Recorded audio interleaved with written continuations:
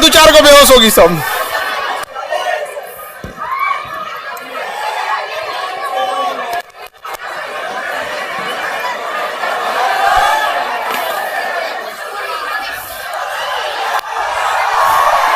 Stool ला दिए इन लोग के लिए।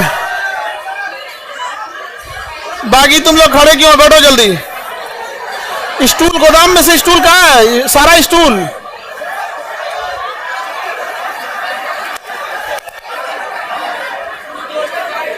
बैठ जाओ, बैठ जाओ, आगे वाले बैठ जाओ। तुम गधो, नहीं बैठना है तो आगे मत खड़े हो।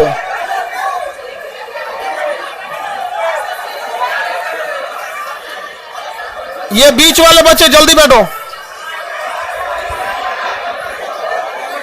बीच वाले बच्चे जल्दी बैठ। तुम लोग इधर आ जाओ, पहलवान इधर जाओ।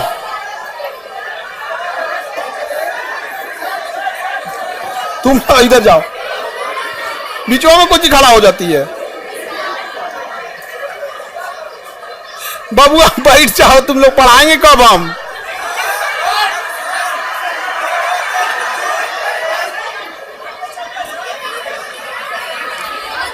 जो इधर गधा बैठना।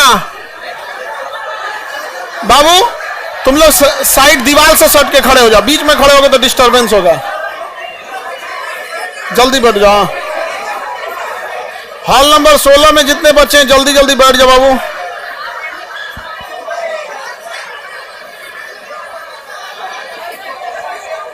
ये तो बेहोश होने का मूड बना रही है।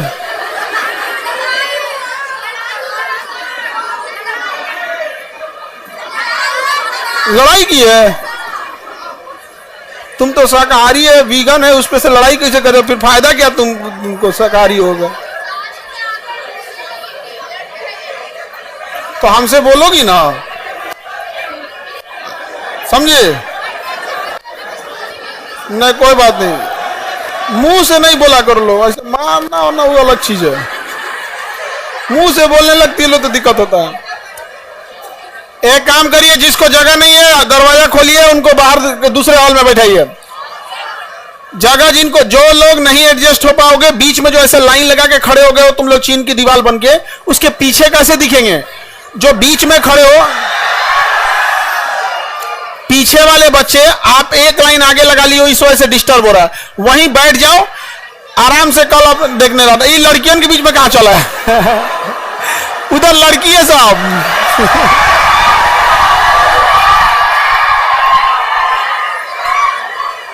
बैठ जाओ बॉय लोग।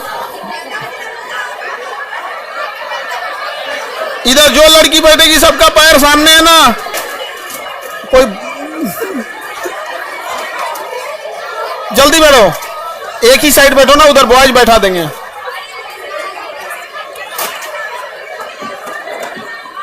लड़की लोग में अगर बैठ के कोई स्टूल तोड़ दी तो पैसा लेंगे हम। बड़ी लड़की को स्टूल नहीं दो लोग, तोड़ देगी वो। बड़ी लड़की को स्टूल दोगे तो तोड़ देगी वो। सर फोड़ लेना लोग तुम लोग उसी पे। सर एक बार क्लासरूम दिखा दीजिए।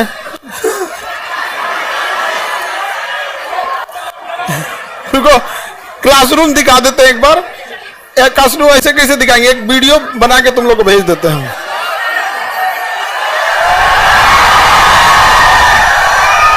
अरे हाथ नीचे को। ये पॉकेट जी के वाले बच्चे लोग, आप लोग अपने अपने जगह दूसरे हॉल में चले जाओ लोग, इस हॉल में जगह नहीं है। इस हॉल में बाबू जगह नहीं है। हॉल नंबर 16 में चले जाएंगे लोग, इस हॉल में जगह नहीं बचा हुआ। जल्दी जल्दी बैठ जाइए आप लोग, जब जॉब हो जाएगा तो आप लोग को ये दिखा देंगे। ठीक है, आप लोग इसमें ढूंढ लीजिएगा। सीढ़ी पे बैठा दो, सीढ़ी पे। वेरी गुड, सीढ़ी बैठ जाओ। अरे अभी मेरा स्टेज तोड़ देती है।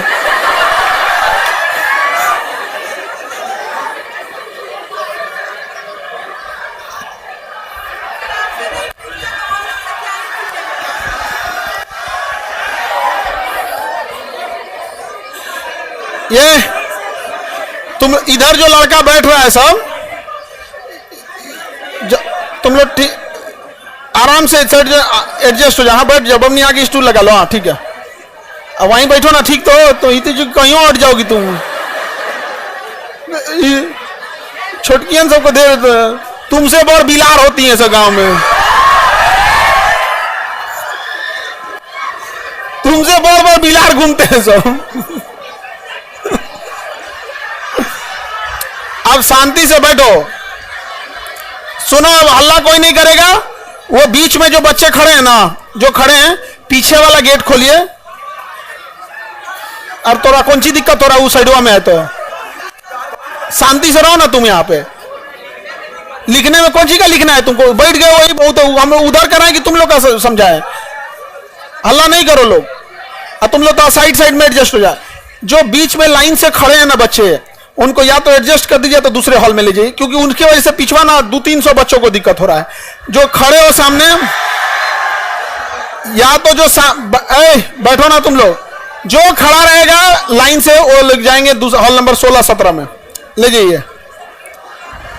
हाँ अभी सब एडजस्ट हो जाएगा तो गेट खुलवा देते हैं। सब बैठ गया, जो नहीं बैठेगा उसको गेट खुलवाइए, उधर से ले जाइए।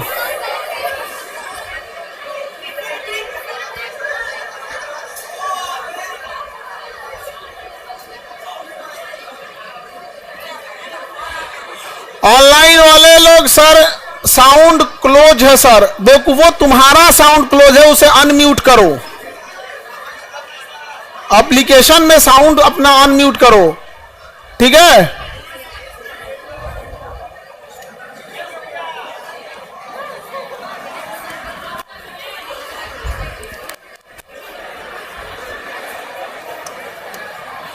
किसका रुमाल छूट गया है, लेके जाना जी, नहीं तो अब झगड़ा करने लगेगी सर।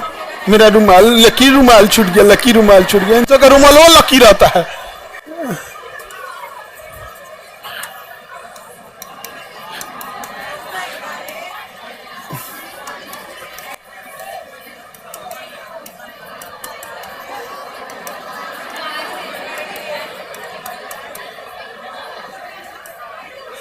जो बच्चों को आवाज नहीं जा रहा है, गधो मोबाइलवा अनम्यूट कर। अब हम यहां से बोले भी तो उनको सुनाई नहीं देगा, क्योंकि वो म्यूट करके बैठे हैं, तो लिखना पड़ रहा है यहां पे, ठीक है। दूसरे हॉल में चले जाओ, डिस्टर्ब हो जाएगा ऐसे। दूसरे हॉल में जाओ, 6 बजे से स्टार्ट होना है तो 6:30 कर दिया सब। जल्दी करो, जल्दी। क्या करना है तो उसको कहीं से उधर बबुआ दब गया है, वो उसको दूसरे हॉल में भेज दो। क्या जी? अरे वो दब जाएगा जी। ये वाला गेट खोलिए तो उसमें से तो दूसरे हॉल में भेजिए इसको। अब हो गया? अरे खोल, गेट खुला ही रहने देना, गेट खुला ही रहने देना, सारा गेट खुला ही रहने दीजिएगा, ठीक है। गेट खोल दो पूरा, देख गधा कहीं का, गेट खोल उसको पूरा। हाँ अब उस पर बैठ जाओ, गेट खुला ही रहने दीजिएगा, सब उसी पे बैठ जाएगा सब। सारा गेट खुलवा दीजिए। क्या क्या तुम लोग को बैठाने में भी इतना झमेला रहता है, क्या ही बताया जाए। हाँ एक भी स्टूल टूट गया 300 रुपया लेंगे। हाँ पहले से टूटा हुआ है तो तुम 250 देना।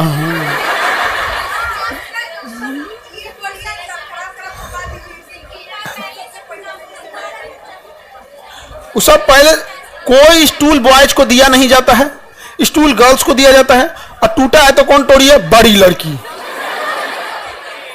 ये सब भी बड़ी बड़ी लड़की को स्टूल दे देता है सब। जैसे छोटी बेटी है चुपचाप हिला रही, कोई दिक्कत नहीं है, कभी स्टूले नहीं तोड़ेगी वो, कोई दिक्कत। चलो देखते हैं। ऑनलाइन वाले लोग अनम्यूट कर लिया, अब हम लोग स्टार्ट करें। बाबू जिनको जगह नहीं मिला था जल्दी से जाओ, दूसरे हॉल में बैठो, जल्दी जाओ। कितने लोगों के पास, अरे जल्दी कराओ ना इन लोगों को, कितना आराम से।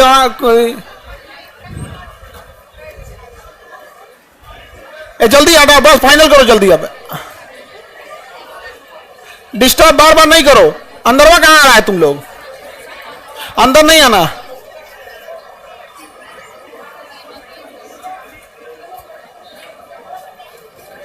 चप्पल घसीट के मत चल बकलोल। चल लग रहा है कि जैसे जिंदगी में कोनो उद्देश्य नहीं आया। कब हमारा नंबर आएगा,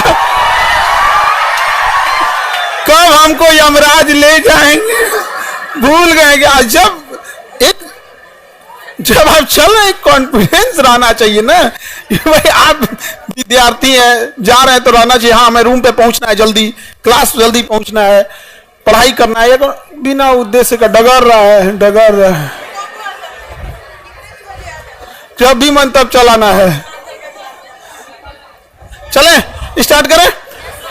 देखिए फुल स्क्रीन नहीं हो रहा है, साउंड नहीं आ रहा है, सब झमेला तुम लोग को लिए। यहाँ पे एप्लीकेशन में एक जेन्युइन समस्या। एप्लीकेशन 15 मिलियन के लिए बनाया गया था और 15 मिलियन लोड हो चुका है। इस पर 15 मिलियन लोड होने की वजह से एप्लीकेशन अब अपने अंतिम दौर पे चल रहा है। किसी दिन ये जाएगा तो ब्लास्ट करेगा। 15 मिलियन, 1.5 करोड़। 15 मिलियन मतलब 1.5 करोड़। तो हम लोग 1.5 करोड़ तक पहुंच चुके हैं। और खुशी इस बात की नहीं कि हम लोग 1.5 करोड़ पहुंच चुके हैं। हम 1.5 करोड़ ऐसे परिवार में पहुंचे हैं जिसे व्यापारी सब कहते थे कि ये ज्यादा फीस नहीं देते हैं, उन्हें छोड़ देते थे। वो तो 1.5 करोड़ से ज्यादा कोई पैसे वाला कंपनी होगा, उसको 5 करोड़ उसके पास होंगे बच्चे। लेकिन हम लोग 1.5 करोड़ वहां रोशनी किए हैं जहां आज भी अंधेरा है।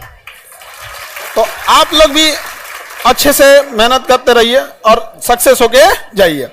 अब हम लोग स्टार्ट कर दे। कोई डिस्टरबेंस नहीं करना। सबके पास पॉकेट जी की किताब है? वैसे लोग हाथ उठाए जिनके पास नहीं है तो हाथ नीचे कर दीजिए। हाथ नीचे कीजिए। अगर आप घर पे रखे हैं या नहीं लाए हैं तो बेवकूफी कर रहे हैं। हम यहां पर आपको अक्षरशः वो पॉकेट जी के ही पढ़ाएंगे।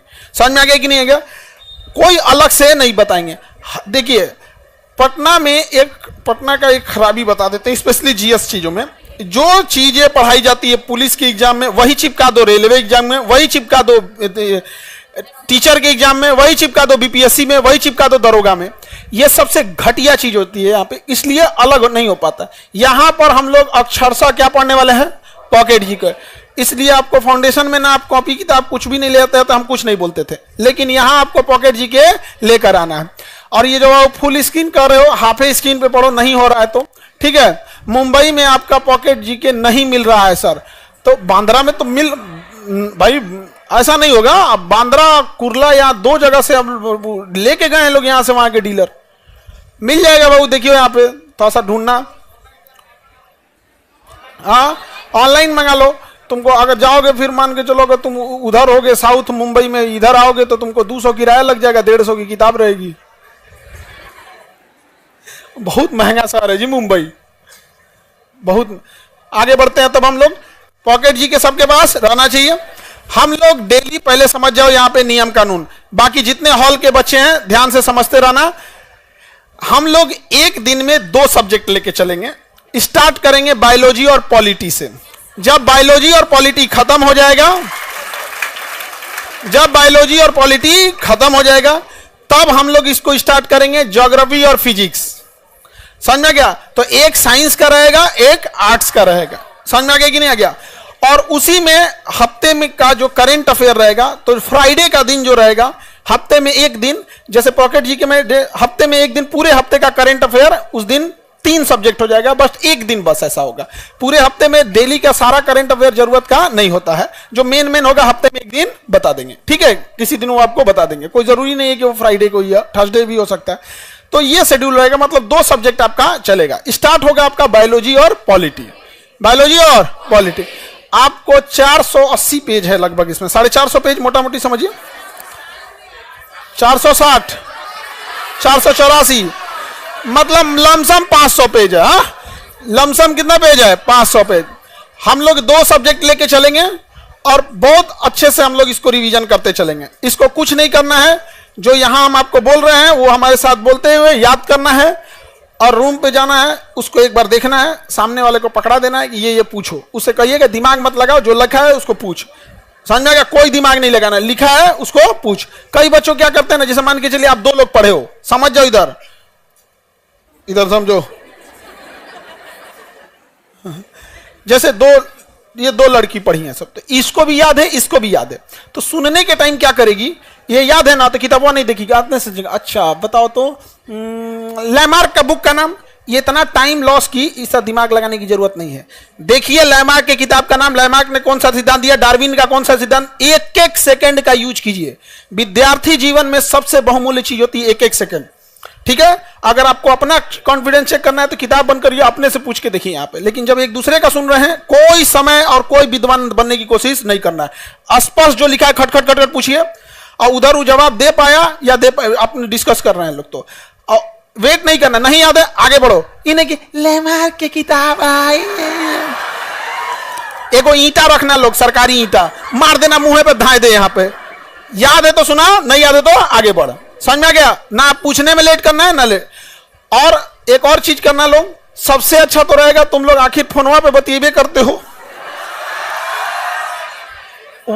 तो तुम छोड़ने वाले नहीं हो फोन पे बात करना, वो हमको अच्छे से पता है। एटलीस्ट तुम लोग पॉकेटे जी के पूछो। समझ में आ गया कि नहीं आ गया। लड़की लोग को भी कहते हैं, कहना है मुझौसा तू नहीं उठ, हम खाना खा लिए हैं, पूछना है तो पॉकेट जी के पूछो, खाना खा लिए कि नहीं, बिना खैले मर नहीं जाएगा कोई, खाना खा लिए कि नहीं, यहाँ पे खाना ऐसा खाना नहीं बना, खाना खा लिए कि नहीं खाने के लिए। तो आपस में रूम पार्टनर में पूछना है तो रूम पार्टनर में पूछो, दोस्तों में पूछना है दोस्त, लेकिन टाइम नहीं लॉस करना है, किताब खोल के पूछना है, जो उसमें लिखा है वही पूछना है, ये अपना दिमाग नहीं लगाना है। आप टीचर नहीं है, आप स्टूडेंट है, हम लोग का काम है बिना किताब देख के पढ़ाएं, आपका काम नहीं है ये। स्टूडेंट और टीचर में डिफरेंस होता है, हमारा काम अलग है, आपका काम अलग है। आपको वही जानना है जो एग्जाम में पूछता है, हमें वो जानना है जो एग्जाम में भी पूछता है, और वो भी जानना है जो बच्चे डाउट में लेके आते हैं, क्योंकि आप बहुत सारा चीज ऐसे डाउट में लेके आते हैं जिसको एग्जाम में कोई लेना देना है, लेकिन फिर भी हम लोग को बताना पड़ता है। समझ में आ गया। पॉकेट जी के सबको लेके आना है, हाथ में सबके रहना चाहिए। आप किसी को एंट्री मत दीजिए, आप ये कहां गए लोग, किसी को एंट्री नहीं दीजिएगा लोग, ये एंट्री किसी को नहीं। अब यहां पे कोई घूमना नहीं चाहिए, डिस्टर्ब हो जा रहे हैं हम, इतना लेट हो गया, अब तक गेट खुला रहना चाहिए। तुम कौन चीज से लग रहा है ट्रेन के जनरल डिब्बा में लटका है।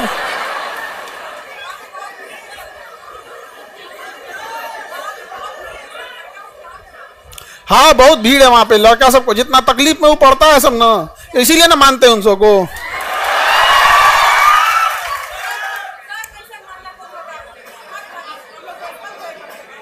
अब तो लेकिन लड़का सबको हम मानते हैं, लेकिन उतना नहीं मानते जितना लड़की सबको मानते हैं। अब तुम लड़का लोग को तो पता है कि हम किसको कितना मानते हैं।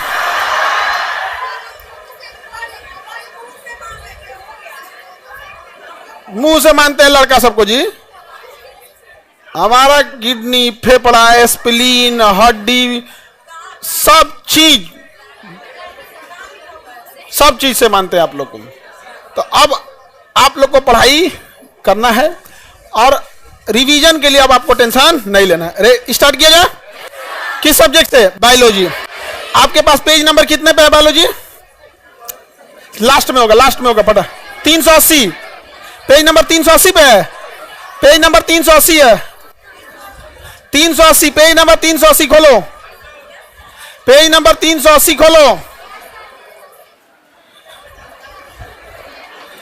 जिसके पास बात करने वाला नहीं है वो क्या करेगा।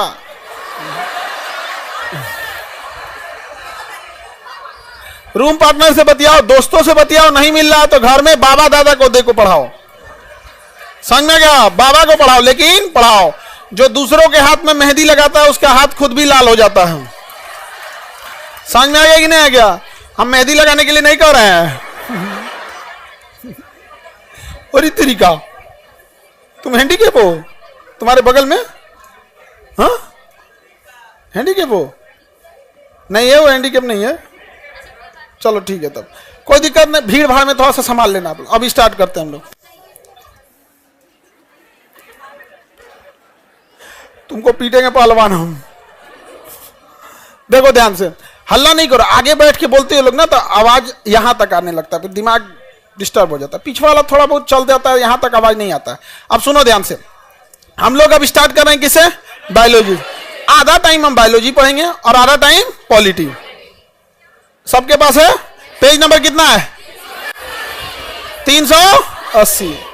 चलिए स्टार्ट किया जाए। पहला सिद्धांत देखिए यहां से, ये टॉपिक जब हम फाउंडेशन में पढ़ाते हैं तो सबसे लास्ट में पढ़ाते हैं, लेकिन ये पॉकेट जीके में सबसे पहले है। यहां कोई फाउंडेशन, कोई बीपीएससी का रूल नहीं लगेगा, यहां लगेगा पॉकेट जीके का रूल। तो हम लोग अब समझते हैं, स्टार्ट करते हैं। पहला सिद्धांत किसका पढ़ना है? लैमार्क का। लैमार्क का सिद्धांत कहिए या लैमार्क का ही लैमार्कवाद यानी उसका सिद्धांत कहा जाता है। इन्होंने उपार्जित लक्षणों के सिद्धांत दिए थे। इनका सिद्धांत क्या था? उपार्जित लक्षण के सिद्धांत। मतलब अगर हमारे शरीर में कोई लक्षण आ गया तो वही लक्षण हमारे कहां चला जाता है? वंशानुगत, वंशानुगत चला जाता है। किसने दिया था यह सिद्धांत? लैमार्क ने। इनकी पुस्तक का नाम फिलोसॉफिका zoologic, philosophic zoologic, philosophic zoologic. यह क्वेश्चन पूछता है। लैमार्क की किताब का नाम philosophic zoologic, philosophic zoologic. Lamarck का सिद्धांत आज कोई मानता नहीं है, लेकिन इन्होंने ये एक लंबे समय तक इस सिद्धांत को माना गया था। तो लैमार्क ने किताब जो लिखा था उस किताब का नाम फिलोसॉफिक जूलॉजिक, फिलोसॉफिक जूलॉजिक। अगर जूलॉजिक नहीं याद हो तो फिलोसॉफी के याद रखना है, पूरा का पूरा ध्यान से रखना है यहाँ पे इस सिद्धांत में। आगे बढ़े। कौन सी किताब थी? फिलोसॉफिक जूलॉजिक के। इन्होंने जो प्रतिपादन किया था उसमें वातावरण, आवश्यकता एवं उपयोग के आधार पर प्राणियों की संरचना में परिवर्तन हो सकता है। तो इन्होंने जो सिद्धांत दिया वो गलत हो गया, क्योंकि इन्होंने कहा कि जो संरचना में परिवर्तन आता है वो वातावरण के कारण आता है, उसकी आवश्यकता है इस आधार पे आता है, या उपयोगिता है। मतलब हमारे शरीर में परिवर्तन आएगा हमारी आवश्यकता के हिसाब से। लेकिन कहां परिवर्तन आया? अगर हमारी आवश्यकता देखिएगा तो मेरे जीभ की आवश्यकता सबसे ज्यादा है, क्योंकि सुबह से शाम तक हम अपने जीभ का ही प्रयोग करते हैं। तो इसके हिसाब से इसने कहा था कि हम जिस अंग का प्रयोग ज्यादा करते हैं वो हमारे शरीर में बड़ा होने लगता है। तो हमारा जीभ 22 हाथ का हो जाना चाहिए। हुआ? नहीं हुआ। यहां पर समझा गया कि नहीं? आप लोग का भी कहां हुआ? आगे बढ़े। किसी को दिक्कत? इसका सिद्धांत क्या हो गया? फेल हो गया। क्या हो गया? फेल हो गया यहाँ पे। तो इन्होंने कहा था आवश्यक आधार पर संरचना में परिवर्तन हो सकता है तथा धीरे धीरे यह परिवर्तन एक पीढ़ी से दूसरे पीढ़ी में जाता है। अभी और बकलोलवा कहा था कि हम जिस अंग का प्रयोग करेंगे बड़ा हो जाएगा, और फिर अगली संतान में वो बड़े पैदा हो गए, यानी हमारा लड़का होता है ना तो उसका जीवा पहले से लंबा रहेगा। नहीं समझ में गया? यह गधा कहीं का कौन सिद्धांत दिया रे तुम यहाँ पर? समझ गया? तो ये ऐसा नहीं हो सकता। इसके सिद्धांत को नहीं माना गया यहाँ पे लैमार्क ने। इन्होंने पक्ष में प्रमाण क्या दिया? कोई ना कोई प्रमाण देंगे, ऐसे तो वैज्ञानिक नहीं हो जाएंगे। इन्होंने कहा जिराफ अपनी गर्दन का प्रयोग ज्यादा ऊंचा करता था इसलिए उसकी गर्दन क्या हो गई? ऊंची हो गई। कहता था सांप झाड़ियों में छुपता था तो उसका पैर फंस जाता था, शरीर छुप जाती थी, तो इसलिए पैर को सिकोड़े सिकोड़े उसका पैरे गायब हो गया। मतलब जौन ची माना या तौन ची बोल दिया यहाँ पे। उसके बाद जलीय पक्षी, जलीय पक्षी को पानी ज्यादा हटाना था, पानी ज्यादा हटाना था तो ऐसे उंगलियां दूर करते थे तो इससे पानी निकल जाता था बाहर, इसलिए इसमें उनके क्या आ गया? जुड़ाव आ गया। बत्तख का पैर देखिएगा ना, पानी ज्यादा मारने के लिए ऐसे हो गया। जौन ची मनाया वो बोलने लगा यहाँ पे। मांसाहारी जीवों में दांत जो हो गया नोकीला होने लगा। तो इसके इस सिद्धांत दिया था, लेकिन इस सिद्धांत को माना नहीं गया, इस सिद्धांत को नकार दिया गया। किसी को दिक्कत? अगला सिद्धांत है जनन द्रव्य की निरंतरता का सिद्धांत। विजमैन ने दिया था जनन द्रव्य की निरंतरता का सिद्धांत। इसने कहा था कि जिस चीज का प्रयोग हम नहीं करते हैं वो खत्म होने लगता है। विजमैन ने कहा जिस चीज का प्रयोग हम नहीं करते हैं वो खत्म होने लगता है। कह रहे जनन द्रव्य कभी नष्ट नहीं होता, यह एक पीढ़ी से दूसरी पीढ़ी में स्थानांतरित हो जाता है, विभिन्न जनन द्रव्य द्वारा वंशानुगत हो जाते हैं। अब इसका प्रयोग उन्होंने चूहे पर करके दिखाया था विजमैन के सिद्धांत को। चूहे का प्रयोग किया विजमैन ने, और एक चूहे की पीढ़ियों में उसने देखा कि चूहे का जीवन काल बड़ा छोटा होता है, वो अगले महीने 2 महीने के बाद उसकी अगली पीढ़ी हम प्राप्त कर सकते हैं। लेकिन अगर हम बकरी पालेंगे तो उसकी अगली पीढ़ी प्राप्त करने में 6 महीना 7 महीना लग जाएगा, तो रिसर्च करने में टाइम लग जाएगा। तो इसने जानबूझ के छोटा जीव लिया चूहा, क्योंकि उसका ना जीवन चक्र बड़ा छोटा होता है। तो चूहे की 22 पीढ़ियों का पूंछ काट दिया इस उम्मीद में कि अगली पीढ़ी में पूंछ नहीं आएगा, लेकिन अगली पीढ़ी में फिर से पूंछ आ गया।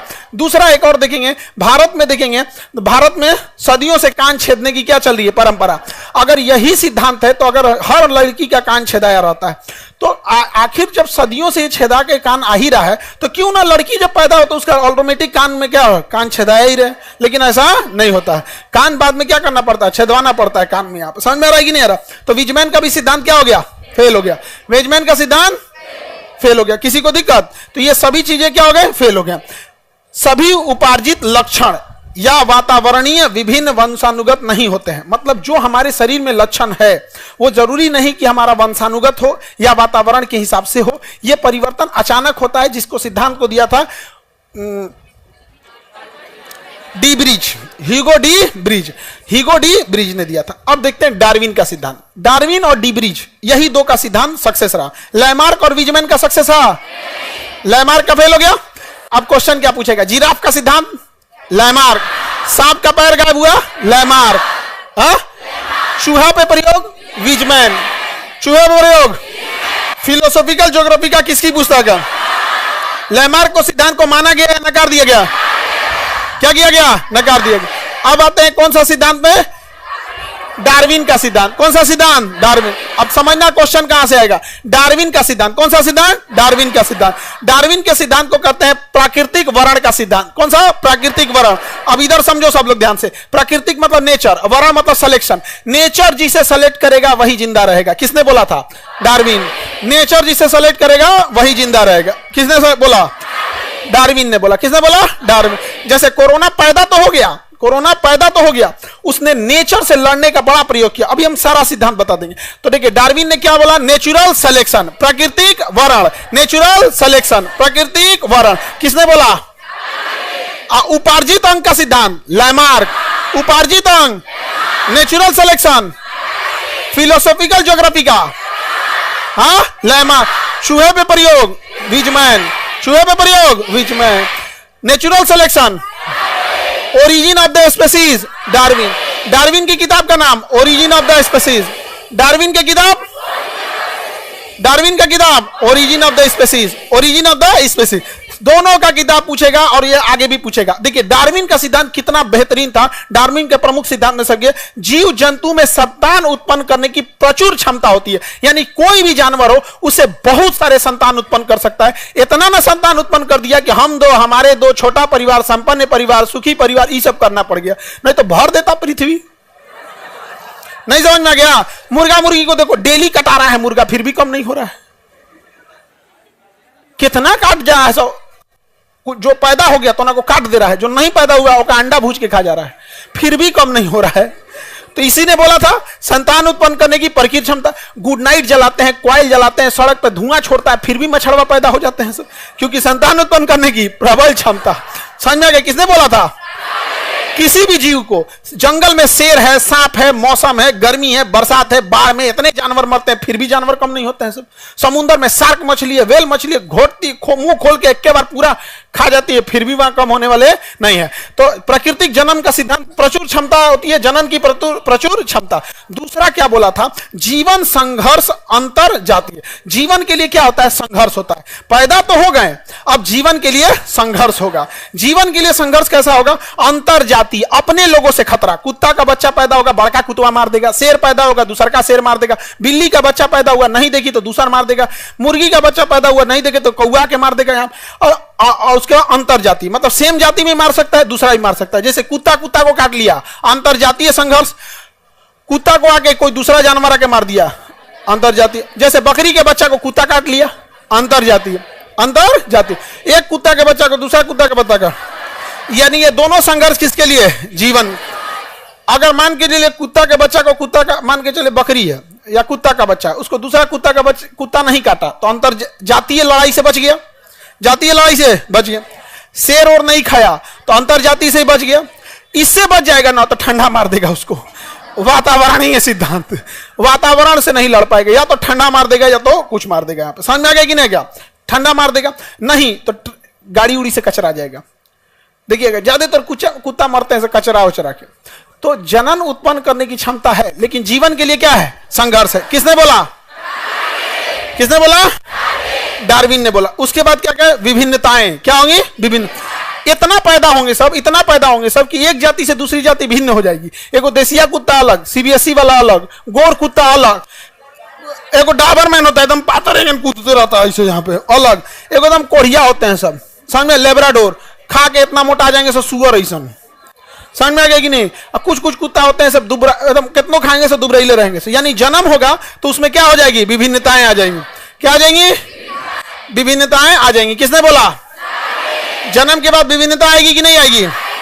भिन्नता आएगी। अब हो गया योग्यतम का आहरण। योग्यतम का आहरण, वर्ण मतलब क्या होता है? सिलेक्शन। योग्यतम मतलब होता है बेस्ट, जो सबसे अच्छा होगा वही जिंदा रह पाएगा। ये लैमार्क का सबसे अच्छा सिद्धांत था। डार्विन का सर्वाइवल मतलब जिंदा रह सकता है, survival of the fittest, survival of the fittest. जो सबसे मजबूत सबसे अच्छा रहेगा वही जिंदा रह पाएगा, बाकी सब मर जाएंगे, क्योंकि संघर्ष इतना बड़ा है। कोरोना को देखो, पैदा तो हो गया क्योंकि जनन की प्रचुर क्षमता थी, इतना पैदा हुआ कि चाइना से घूमते घूमते पूरी दुनिया पहुंच गया 1 साल के अंदर। लेकिन जीवन का संघर्ष किसका चालू हुआ? कोरोना का। कोरोना में ही देखोगे जातीय संघर्ष था। एक कोरोना का एक स्ट्रेन मजबूत, दूसरा स्ट्रेन कमजोर, एक स्ट्रेन मजबूत एक कमजोर। अंतर जातीय संबंध था, एक वायरस दूसरे वायरस को मार दे रहा था, वैक्सीन लेके हम लोग मार दे रहे थे। वातावरण का सिद्धांत, ज्यादा गर्मी पड़ रहा था तो कम हो रहा था, ठंडी में बढ़ जा रहा था। स्टार्टिंग कहां से हो रहा था? ठंडी से। लेकिन इन सब के बाद कोरोना कैसे जिंदा रह पाएगा? अगर नेचर उसे सेलेक्ट कर दी तो सर्वाइवल ऑफ द फिटेस्ट, योग्यतम नहीं, योग्य नहीं, योग्यतम, योग्य नहीं, योग्यतम, सर्वाइवल ऑफ द फिटेस्ट। जो सबसे फिट होगा वही सर्वाइव कर पाएगा, जो सबसे फिट होगा वही सर्वाइव कर पाएगा। तो कोरोना में कम से कम हजारों कैटेगरी के कोरोना थे सब, लेकिन सब मर गए सब। इंडिया में आया 2021 में, जो इंडिया में आया 2021 में डेल्टा वेरिएंट, वो कहा कि I am the survival of the fittest. इतना जान लिया, इतना जान लिया जिसका कोई हद नहीं। लेकिन वो भी वातावरण पे ढल नहीं पाया, वातावरण में ढल नहीं पाया। अभी भी वातावरण में कोरोना होगा, अभी भी वातावरण में क्या है? कोरोना है, लेकिन वो बेस्ट नहीं है, वो योग्यतम नहीं है, इसलिए हमारा नुकसान नहीं पहुंचा रहा। ये गलतफहमी है कि कोरोना खत्म हो गया होगा ना, अब हम लोग को नुकसान नहीं पहुंचा पा रहा होगा। है कोरोना यहां पर, लेकिन नुकसान नहीं पता है। समझा क्या कि नहीं? जैसे भूत प्रेत के दुनिया से चले गए हैं, अभी भी हैं, क्लास में भी हैं आगे बढ़े तो समझो ध्यान से। तो सर्वाइवल ऑफ द फिटेस्ट सिद्धांत किसने दिया? जो सबसे फिट होगा वही होगा। ये एग्जाम पे भी नियम लगता है। यहां प्रचुर संतानोत्पत्ति तो नहीं कहेंगे, यहां पे यहां ये कहेंगे विद्यार्थियों की प्रचुर क्षमता हमेशा आती रहती है। उसके बाद विद्यार्थियों में संघर्ष चालू होता है। अपने लॉज के बच्चों से संघर्ष करो, फिर आरक्षण वालों से संघर्ष करो, फिर कट ऑफ वाला कैटेगरी वाला उससे संघर्ष करो। उसके बाद वातावरण, यानी कभी पेपर लीक हो जाएगा, कभी परीक्षा लीक हो जाएगा, क्वेश्चन बिक जाएगा, वातावरण से संघर्ष करना। इस सब के बाद आपका सिलेक्शन तब होगा जब आप एकदम कट ऑफ के बाहर रहें, तब जाएंगे आप कट ऑफ के बाहर। कट ऑफ के बाहर के बाद भी क्या होगा? मेरिट लिस्ट में छटने का डर होगा। अनुकूल लक्षण का वंशानुगत होना, तो हमारे में वही लक्षण जाएंगे जो वातावरण के लिए ठीक होते हैं। तो बताइए सर्वाइवल ऑफ द फिटेस्ट किसने दिया? Origin of the species, origin of the species. कोई दिक्कत? मिटा के पूछें, बताएंगे ना।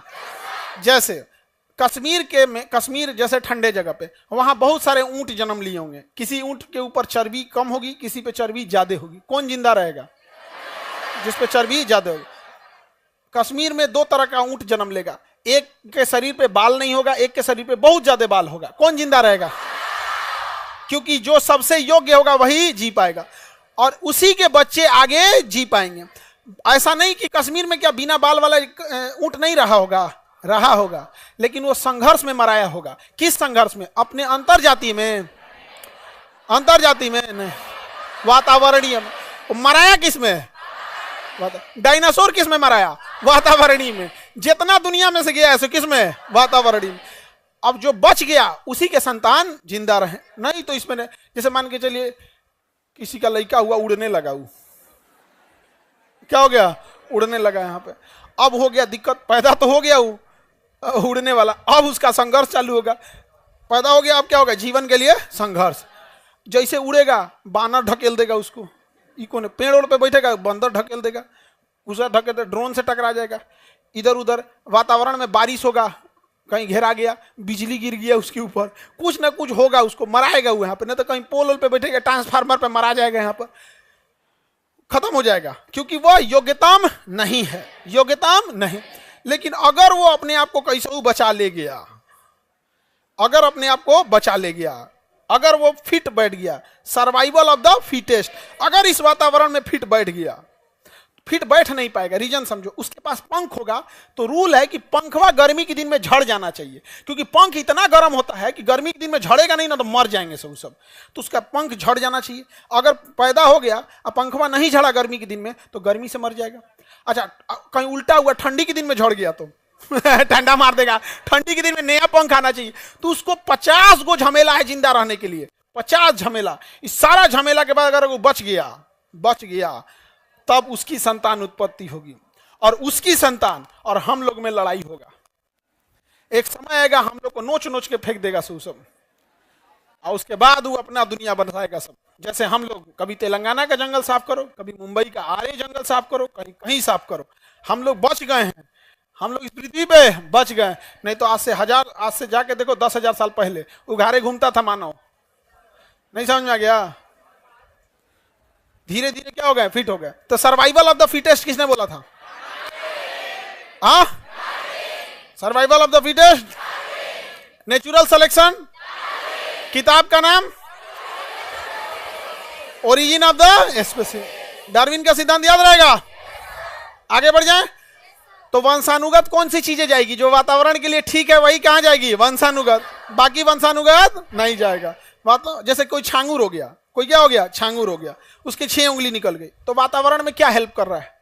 कुछ नहीं। तो क्या उसके बेटा में भी 6 उंगली जाएगा? लेकिन कश्मीर में पैदा होने वाला जानवर, उसके शरीर में बहुत सारा बाल है, लेकिन वो वातावरण में जिंदा रहने में हेल्प कर रहा है, तो क्या वो अगली पीढ़ी में जाएगा? अगली पीढ़ी में जाएगा। किसी को कोई दिक्कत? उत्परिवर्तन का डार्विन का सिद्धांत सही था और एक डी ब्रिज का सिद्धांत था। किसका? डी ब्रिज का।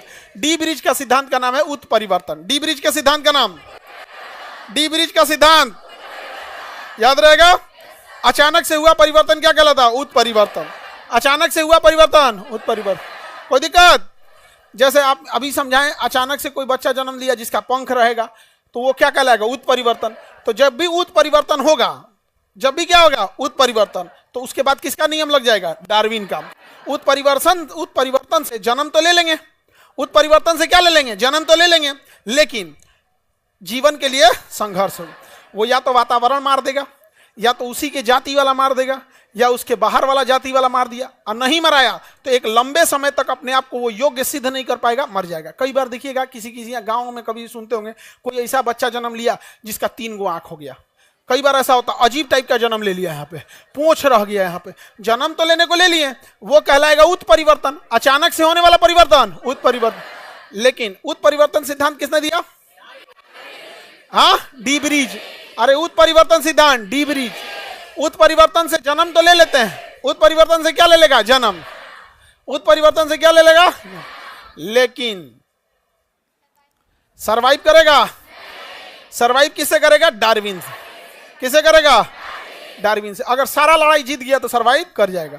तो लोग कहेंगे ना, पहले मुर्गी की पहले अंडा, पहले मुर्गा।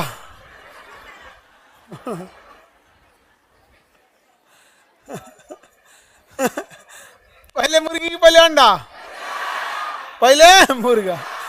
उत्परिवर्तन क्या होता है? उत्परिवर्तन। अचानक से किसी जीव से चेंजिंग आया होगा, अचानक से कोई जीव से कोई चीज क्या होगी? चेंजिंग।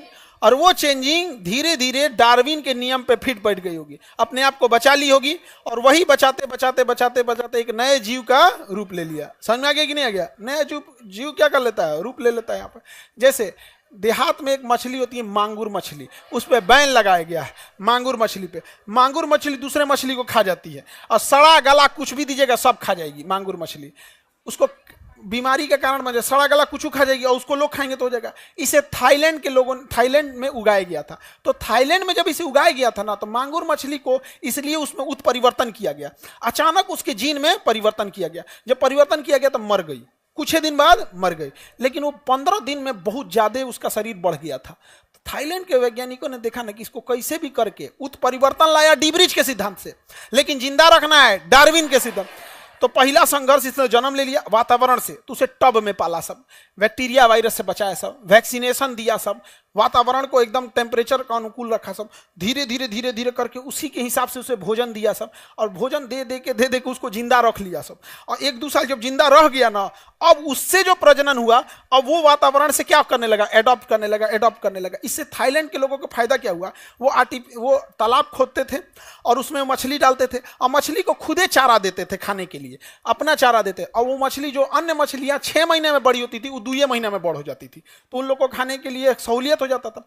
अब वही मछलियां का ब्रीड को इंडिया लेके चला है, और इंडिया का आदमी जानवर को केवल अपने लाभ के लिए उपयोग करता है। वो किस स्थिति में जी रहा है उसको कोई मतलब नहीं है। गाय बीमार है, गर्मी लग रहा है, ठंडा मार दिया, उसको कैल्शियम चाहिए कि नहीं चाहिए, कोई मतलब नहीं। दूध ला रही है गाय, काम खत्म। अब बच जाए, दूध देना बंद करेगी, कसाई को बेच देगा। तो हमारे यहाँ ले आया मांगुर मछली, थाईलैंड ने बनाया था साफ सुथरा पानी के लिए, हमारे यहाँ ले आके गढ़ा में छोड़ दिया। और गढ़ा में छोड़ा तो वो तो सरवाइव कर चुकी थी, और उस सरवाइव की तो और घुसिया गई, दूसर मछलियां को लगी काटने, और काट काट के सब मछली मार दी। इसलिए अगर किसी तालाब में केवल एक ठो छोड़ दीजिएगा ना थाई कैटफिश को, पूरे मछलियों को नष्ट कर देगा, और कुछ भी खा जाएगा, मेढक ओढक कुछ खा जाएगा, और उससे बीमारी उसके शरीर में आ जाएगा। और इतना जल्दी विकास करता है कि वो बीमारी अगर आ गया तो बीमारी शरीर में अभी पनप रहा है, धीरे धीरे शरीर बीमारी को मार देता है। जैसे आपको घाव हुआ, धीरे धीरे सही हो जाता है, लेकिन उसका शरीर मांगुर मछली का इतना तेज विकास होता है कि अगर उसके शरीर में कोई गड़बड़ी है तुरंत विकास कर लेगा, कोई मार के खा जाएगा और वो बीमार पड़ जाएगा। अरे भाई साहब, उसको थाईलैंड ने विकसित किया था अपने हिसाब से, और हम लोग खा रहे हैं गड़हा में मार के। तो उत्परिवर्तन समझ में आ रहा है? अचानक परिवर्तन और उसको डार्विन के आधार पर सस्टेन रख लेना। तो उत्परिवर्तन को और डार्विन समझ में आ गया? ये दोनों होशियार था सब। डी ब्रिज होशियार था जिसने उत्परिवर्तन दिया, और डार्विन होशियार था जिसने प्राकृतिक संरक्षण का सिद्धांत दिया। और उधरिया वो दोनों बकलोल था सब, लैमार्क और विजमैन। लैमार्क और विजमैन याद रहेगा, हटा दें। उत्परिवर्तन समझ में आ गया? उत्परिवर्तन का सिद्धांत किसने दिया? उत्परिवर्तन का सिद्धांत। इसके अनुसार कुछ पादपों तथा जंतुओं में क्रमिक विकास नहीं होता है, वरना उसमें आकस्मिक, तो उसमें क्या होता है? आकस्मिक, मतलब अचानक ही चेंजिंग होता है। जीन की संरचना में आय या परिवर्तन एक पीढ़ी से दूसरी पीढ़ी में चला जाता है, एवं अचानक एक नई पीढ़ी का क्या हो जाता है? उद्भव हो जाता है। लेकिन यह नई पीढ़ी जिंदा रहेगी या नहीं रहेगी, ये कौन डिसाइड करेगा? डार्विन। कौन डिसाइड करेगा? डार्विन। कोरोना उत्परिवर्तन तो हो गया, उत्परिवर्तन को अंग्रेजी में कहते हैं म्यूटेशन। उत्परिवर्तन को क्या कहते हैं? म्यूटेशन। म्यूटेशन म्यूटेशन हो गया, लेकिन म्यूटेशन को सस्टेन कौन रोकेगा? डार्विन। कौन रोकेगा? डार्विन नहीं, बल्कि डार्विन का सिद्धांत। आप कहना जो चाहते हैं हम समझ रहे हैं, आप डार्विन बोलिए। उत्परिवर्तन को सर्वाइव कौन करेगा? Origin of the species, philosophical geography का, natural selection, Darwin. Survival of the fittest, जीवन के लिए संघर्ष, जिराफ की गर्दन, लैमार्क। चूहा की पहुंच, विजमैन। चूहे की पहुंच, म्यूटेशन यानी उत्परिवर्तन, डी ब्रिज। म्यूटेशन धीरे धीरे या अचानक, लेकिन उसे सस्टेन करना इजी है या मुश्किल है? बहुत मुश्किल है, बहुत ज्यादा मुश्किल है। सर्वाइव नहीं कर पाएगा यहाँ पे। जैसे एक बहुत अच्छे ब्रीड का कुत्ता होता है, हस्की नाम होता है, रसिया में होता है। यहाँ ले आके पालोगे तो सर्वाइवल ऑफ द फिटेस्ट, क्योंकि उसका शरीर में इतना मोटा चर्बी होता है, बाल होता है, और गर्मी के दिन में यहाँ पागल हो जाएगा एकदम। समझ में? पागल हो जाएगा। तो अपने यहाँ का कुतवन सबको देखो ना, चमड़वा पातर, और बाल के नाम पे खौरा जाएगा इसमें आके, अधर दिन भर खजुआट रहेगा, 5 कदम चलेगा सब मुड़ के खजुआते रहेगा। दूर सोचा तू नहीं समझ में आ गया? वो चमड़वा एकदम क्या रहेगा? पातर रहता है, क्योंकि हमारे वातावरण के हिसाब से है। और उसमें से बेचारे पे मक्खी लगल रहेगी, सब बेचारा परेशान रहेगा। इन्ने उन्हें जाएगा तो कोई ढेला चला देगा, कुछ चला, परेशान रहता है सब एकदम। यार क्या जिंदगी है, कोई मार के चल जाता है हमको। काश हम भी पागल हो जाते, पूरी दुनिया डरती। कुत्ता का इज्जत तभी होता है या तो पशुआ है या तो पागल है। पागल है तो सब लोग डरा जाते हैं, ओ बाप भी पागला है। आगे बढ़े। उत्परिवर्तन समझ में आ गया? उत्परिवर्तन हम कर सकते हैं कि नहीं कर सकते हैं? पादपों में इसी को कर दिया जाता है उत्परिवर्तन, म्यूटेशन या क्लोनिंग कर सकते हैं, उसी में से चेंज किया जा सकता है। समझ में आ गया कि नहीं आ गया? उत्परिवर्तन करके फिर उसको डार्विन के आधार पर उसको सर्वाइव करके दिया जा सकता है। समझ में आ रहा है कि नहीं आ रहा? उत्परिवर्तन का सिद्धांत समझ में आ गया कि नहीं आ गया? इसे होता भी है ऐसे उत्परिवर्तन। सपोज कीजिए कि कोई ऐसा पौधा है, जैसे गन्ना है, गन्ना देख रहे हैं, उसमें अचानक चेंजिंग कीजिए कि मोटा हो जाए, लेकिन मोटा गन्ना सर्वाइव नहीं कर पाएगा। चेंजिंग तो ला दिए, अब सर्वाइव करने के लिए उसे लेबोरेटरी में रख के उसके 1-2 पीढ़ियों को सर्वाइव करके उसी हिसाब से विटामिन मिनरल देना पड़ेगा, और उसके बाद अगर सर्वाइव कर दिया तो गन्ना कितना मोटा होगा? बांस बराबर। सर्वाइव नहीं कर पाएगा, लेकिन हम लोग सर्वाइव नहीं कर हो गया तो किसान कितना सुखी हो जाएगा। समझ में आ गया? जय विकास एवं जय विकास के प्रमाण। जय विकास में धीमी गति से होता है जय विकास, ये तो सब समझते हैं। विकास तो होता है धीमे, लेकिन उत्परिवर्तन तेज। जय विकास धीरे, लेकिन उत्परिवर्तन तेज। जय विकास के सिद्धांत एवं उसके प्रमाण की उपलब्धता के कारण सभी वैज्ञानिक इसके सहमत है कि जीवों का विकास कालांतर में हुआ है तथा सतत प्रक्रिया, मतलब एक लंबी प्रक्रिया चलती जा रही है जो आज भी क्रमिक रूप से चालू है। हम धीरे धीरे आज भी हम लोग का कान ये धीरे धीरे छोटा होते जा रहा है, छोटा होते जा रहा है। तुम गौतम बुद्ध का कान देखना बड़ा हो जाए, भाई हम लोग का कान में क्या होता जा रहा है, छोटा हो जा रहा है। हम लोग की हाइट घटते जा रही है। अभी हम लोग की हाइट इतनी नहीं थी, नॉर्मल हाइट का आदमी ऐसा नहीं था। पहले हम लोग का जो वातावरण था, इसमें वातावरण में आज से लगभग 3 से 4 हजार साल पहले 6 फीट की हाइट कॉमन होती थी। आज 6 फीट की हाइट नहीं हो गई है। लड़की सबका तो और समस्या होते जा रहा है, नहीं समझे? हाँ बेचारी सब तो और पता नहीं क्या होते जा रहा है एकदम। 3.5 फीट। आगे बढ़े। अब देखो यहां हमको समझना है, कई ये क्वेश्चन भी आते हैं, इसको याद रखना, आप लोग को सीक्वेंस याद रखना है। 2 जीव में आपस में लक्षण होते हैं। कई बार देखिएगा मेल फीमेल के लक्षण को ट्रांसजेंडर हम लोग बोलते हैं। उसमें पुरुष एवं मादा दोनों के लक्षण होते हैं, उसे क्या कहेंगे? ट्रांसजेंडर। पहले हम लोग ट्रांसजेंडर को समाज में बुराई के तौर पे देखते थे। अभी ट्रांसजेंडर के लिए समाज ने आरक्षण किया, जो जरूरी भी है, क्योंकि उसमें उस व्यक्ति की कोई गलती नहीं है। और समाज हमेशा गलतें बोलने लगेगा उसको कोई नौकरी देगा नहीं। और वो कहीं पैसा मांगेगी सड़क पे या रोके तो का इस सबको खाली पैसे मांगना रहता है। अरे भाई तो तुम नौकरी दे, नौकरी देगा नहीं का। वो सब बहुत समाज के लिए भलाई करते हैं। कम से कम हम लोग वो अपने सोसाइटी में शांति से रहते हैं। युद्ध जब हुआ था ना पाकिस्तान से, कारगिल, वो लोग चंदा दिए थे लोग, सोचिए। तो हम लोगों ने अगर कहेंगे मेल और फीमेल का जो बीच की कड़ी रहेगा तो ट्रांसजेंडर। क्या चीज कहेंगे? ट्रांसजेंडर। उसी तरह से कई बीच के कड़ी हैं जिससे सवाल आपसे पूछता है। जैसे आपका पहला जो होता है मछली, पीसीज वर्ग में आता है। देखो ये वर्गीकरण को इसको हम बता देते हैं। जितने मछली होते हैं उन्हें टेक्निकल नाम में पीसीज कहते हैं। क्या कहेंगे? पीसीज। जो मेढक वगैरह हो गए जो दोनों जगह पे रह सकते हैं उसे क्या कहेंगे? एम्फीबियन। मछली को पीसीज, दोनों जगह रह सकता है, एम्फीबियन। रेंगेगा तो रेप्टिलिया, रेंगेगा तो जमीन पानी दोनों पर रहेगा, एम्फीबियन। उड़ेगा तो एबीज, तैरेगी तो पीसीज। मछली को पीसीज, उड़ने वाले को एबीज, ये क्वेश्चन आपको ना कई बार जीएस में ना देके रीजनिंग में दे देता है। जब पक्षी का संबंध एबीज से है, मेढक का संबंध एम्फीबियन से है, तो मछली का संबंध किससे, इस टाइप का दे देता है। मछली पीसीज, इसी से बना है पीसी कल्चर। समझ में आ गया? मछली पालन पीसी का। तो मछली के ग्रुप को पीसीज, रेंगने वाले को रेप्टिलिया, उड़ने वाले को एबीज, स्तनधारी को मेमिलिया। हम लोग किसमें आएंगे? मेमिलिया। मेमिलिया की पहचान वो अपने बच्चे को दूध पिलाता है। समझ में आ गया? मेल और फीमेल में स्तन होते हैं दोनों में, लेकिन फीमेल में स्तन ग्रंथि होती है जो एक उम्र होने के बाद स्तन ग्रंथि काम करना प्रारंभ कर देती है। लेकिन बचपन से ही स्तन ग्रंथि काम नहीं करेंगे। तो मेल और फीमेल दोनों स्तनधारी में आते हैं, लेकिन स्तनधारी किसके पास, स्तन ग्रंथि किसके पास होती है? फीमेल के पास। तो मानो किस में आएगा? स्तनधारी में। बकरी, गधा, घोड़ा, भैंस, सब पर्यायवाची है तुम लोग का। पर्यायवाची समझते हो? हाँ, क्या होता है पर्यायवाची? सिनोनिम्स।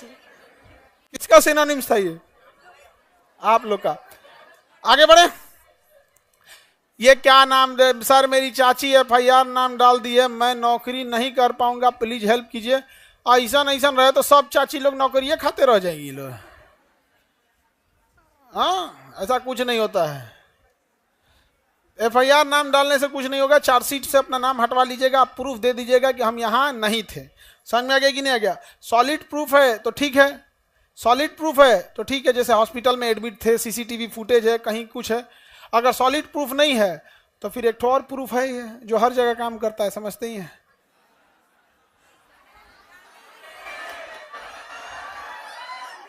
एक तो ऐसा प्रूफ है जो हर जगह काम करता है।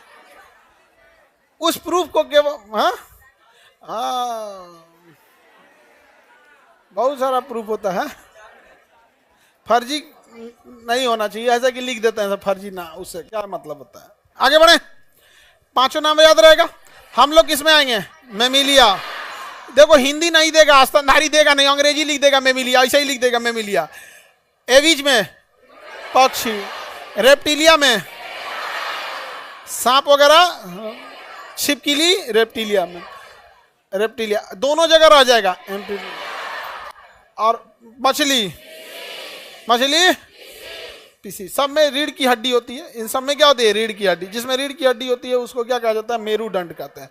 देखो समजात जीव, असमजात जीव। समजात असमजात से पहले समझने से पहले यहाँ कहा गया, कड़ी नहीं दिया है, एक सेकेंड, जीव जंतुओं के बीच की कड़ी, ये रहा कड़ी, पादप एवं जंतु की कड़ी। पहले इसको याद करा देते हैं, फिर इसको याद कराएंगे। देखिए कुछ योजक कड़ियों के उदाहरण, कड़ी के उदाहरण समझिए। जैसे मेल फीमेल का उदाहरण आप समझ में आ गया। मेल फीमेल का उदाहरण ट्रांसजेंडर, बीच की कड़ी क्या हो जाएगी? ट्रांसजेंडर। अभी पहले इसको समझा देते हैं। उसी तरह सजीव और निर्जीव के बीच की कड़ी वायरस, सजीव और निर्जीव की कड़ी वायरस एक निर्जीव की तरह होता है। जैसे पाउडर, कैसे हम लोग शरीर पे पाउडर मार लिए, पाउडरवा जिंदा होगा, वायरसवा जिंदा हो जाता है। वो पाउडर ऐसा रहता है, वायरसवा पाउडर ऐसा रहता है। हाथ पैर रखेंगे ना जिंदा हो जाएगा। आ गया मेरा मालिक आ गया, चलिए मालिक को सुता देते हैं। अब जा सीधाने अगरबत्ती जलेगा। नहीं समझे? सीधाने क्या जलेगा? मतलब मर गए। सीधाने अगरबत्ती का मतलब क्या होता है? मर गए। तो वायरस सजीव है या निर्जीव? हाँ दोनों है। अगर उसको किसी लोहा वहां पे रखेंगे तो निर्जीव, ऐसे देखेंगे कैसन है, तुरंत सजीव हो जाएगा। बहुत कचरा होता है सजीव और निर्जीव के बीच की कड़ी। इसीलिए ससुरा जल्दी मरते नहीं है सब, निर्जीव की तरह पड़ा रहेगा। खाना पीना किसी चीज की जरूरत नहीं, जैसे स्टार्ट होगा तुरंत अपना क्या करेगा? सजीव हो जाएगा। और सजीव होने के बाद हमारी कोशिका के पास जाएगा और कहेगा आप ही हैं एक कोशिका से दूसरी कोशिका को बनाते हैं, फोटोकॉपी मशीन आप ही हैं, हमरो तनी फोटोकॉपी निकालिए तो 8 गो 10 गो हमारे ही शरीर से हमारा ही फोटोकॉपी बनवाएगा अपना, और धीरे धीरे हमारे शरीर में बढ़ जाएगा। समझ में आ गया कि नहीं आ गया? अगर इधर बाहर इधर उधर है तो आदमी मार दिया। कोरोना फेफड़वा में घुस गया था, कहा था कि हमारा तनी कॉपी बनाई, तो फेफड़वा में घुस के इतना ना कॉपी बना दिया, इतना कॉपी बना दिया कि फेफड़ा में सांसें लेने का जगह नहीं बचा। फेफड़ा बंद कर देता था। ये इतना शरीर में क्षमता बढ़ा देता था। और फेफड़ा उसको बाहर फेंकने की कोशिश करता था। तो बाहर कैसे फेंकेगा? तो हमारा WBC उसे मारता था, तो WBC को मारता था, तो दोनों की लाश गिरी रहती थी, WBC भी और कोरोना का। हम लोग सब फेंकते थे तो वही खेखार के रूप में निकलता था, डेड बॉडी था सब। समझ में आ गया कि नहीं? डेड बॉडी था। किसका? WBC और कोरोना का, WBC और कोरोना। समझ में गया? और वो आराम से निकल सके डेड बॉडी, इसलिए शरीर में म्यूकस यानी चिपचिपा पदार्थ मिला लिया था कि निकलने में आसानी हो। यहाँ पे तो बताओ सजीव निर्जीव के बीच की कड़ी, सोचा में सजीव का भी गुण है और निर्जीव का भी गुण है। उसी तरह पादप और जंतु के बीच की कड़ी, पादप कहता है कि हमको भोजन देने की जरूरत नहीं है, हम अपने से बना लेंगे। और जंतु कहता है कि हम कोनो ना कोनो चीज को खाएंगे, या तो हम शाकाहारी रहेंगे तो पेड़ पर सब्जी नोच के खा जाएंगे, और मांसाहारी रहेंगे तो कोनो चलता फिरता जीव को पहले सुताएंगे फिर काटेंगे, खा के खत्म कर देंगे। यहाँ पे तो दूसरे को पकड़ के खाने वाला जंतु, और अपना भोजन खुद बनाने वाला हम लोग क्या हैं? जंतु। या तो साग सब्जी नोच के खाएंगे या कुछ भी। मुंह बंद कर दीजिएगा ना तो हम लोग मर जाएंगे। अगर खाना नहीं खाएंगे तो हम लोग मर जाएंगे। और पेड़ पौधा कोई दिक्कत नहीं है, आराम से पानी दीजिए तो भी ठीक है, कह के तोरा भरोसे बैठा रहने भागे। ऐसे छोटा मोटा पौधा समझा हमको, गमला में है तुम्हारे, अपन सप्लाई लाइन रखे हैं, RO वाटर नहीं समझे, आपके पानी के भरोसे है। कौन जंगल में पानी डालने जाता है?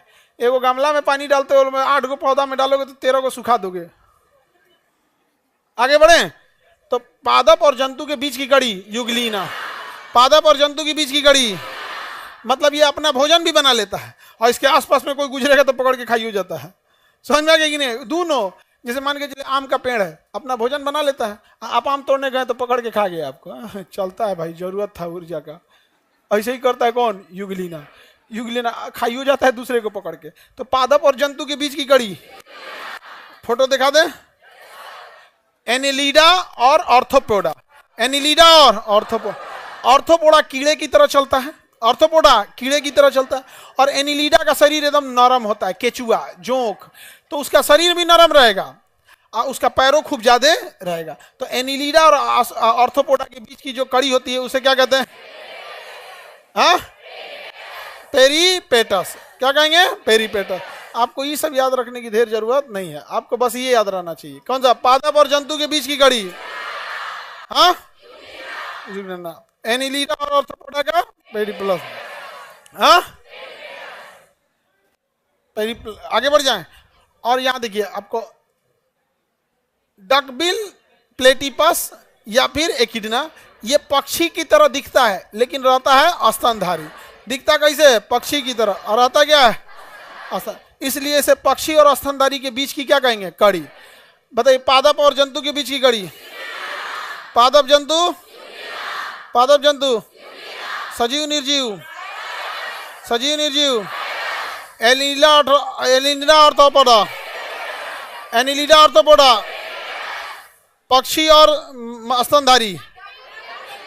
डकबिल नहीं याद रखेगा, प्लेटिपस। क्या याद रखना है? प्लेटिपस, बस प्लेटिपस बोलेंगे। इसमें किसके गुण है? पक्षी और स्तनधारी। पक्षी और, किसी को दिक्कत नहीं ना? पीसीज मतलब क्या होता है? मछली। पीसीज मतलब मछली। एम्फीबियन मतलब बाहर निकल जाता है, जो दोनों जगह रह सकती। अभी बताओ, ऐसी कोई मछली है जो जमीन पे भी रह सकती है?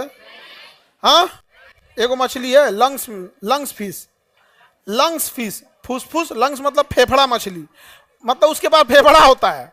मछलिया के पास क्या है? फेफड़ा। मछली के पास क्या है? फेफड़ा। मछली है, बाहर निकालेंगे तो कोई टेंशन नहीं, कहेगा बाजार में ले जाएगा बेचने, हमको कूद के भाग जाएंगे जहां मौका मिलेगा। बाहर भी जी लेते हैं हम। मछली पानी के बाहर रह सकती है। कौन सी मछली? लंग्स मछली। कौन सी मछली? तो इसे हम क्या कह सकते हैं? स्तनधारी, सॉरी स्तनधारी नहीं, पीसीज। पीसीज मतलब मछली, एम्फीबियन मतलब ऊपर रहने वाले। समझ में आ गया कि नहीं आ गया? आगे बढ़े। Any problem? इन सब का फोटो दिखा दे, नहीं तो याद नहीं। ये बहुत बार पूछा है, तुमको याद रहे ना रहे इसको यादें कर लेना। पहले तो पढ़ लो लोग, पहले पढ़ल जाए रहे कि नहीं।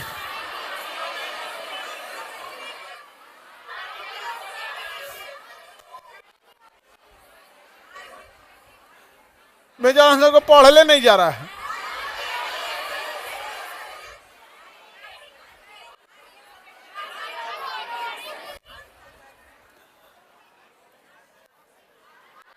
आर्कियो प्लेट्रिक्स, आरपीओ प्लेट्रिक्स, ये क्या करता है समझो। ये रेंग के चलता है। क्या चलता है? और फिर उड़ियो जाता है। चलता है रेंग के और फिर उड़ जाता है। जैसे सांप का पंख लगा दो, क्या करो? सांप का पंख लगा दो, चलेगा कैसे? रेंग के, और फिर उड़ जाएगा। रेंग के चलेगा इसलिए और सरीसृप, रेंग के चलेगा इसलिए सरीसृप, और उड़ जाएगा इसलिए पक्षी। तो पक्षी और सरीसृप के बीच की कड़ी को क्या कहते हैं? आर्कियो प्लेट्रिक्स। आर्कियो प्लेट्रिक्स। फोटो दिखा दें? चलिए, फोटो कहाँ है? जिसका लगा है कहाँ पे है? इसी में है कि नीचे की लगाना पड़ेगा? फोल्डर में है, बस फोल्डर खोल देना। कहाँ है? ये दिखता कहीं नहीं इमेज हुआ।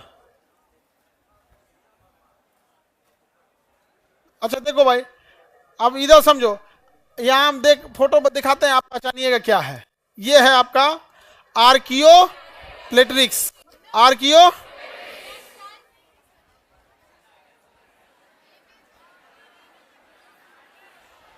ये इसका पंखवा छोड़ दीजिएगा ना, इसका पंखवा उठा दीजिएगा तो डायनासोर की तरह चलेगा। इसे डायनासोर की तरह ऐसे, तो जो ऐसे चलता है ना उसी को कहते हैं रेंग के चल रहा है। डायनासोर कैसे चलता था? रेंग का। डायनासोर कैसे चलता था? रेंग का। हम लोग कैसे चलते हैं? सीधा। डायनासोर सीधा नहीं चलता था, वैसे रेंगता था ऐसे ऐसे। रेंगने का मतलब होता है शरीर का भार एक बार दाहिने एक बार बाएं।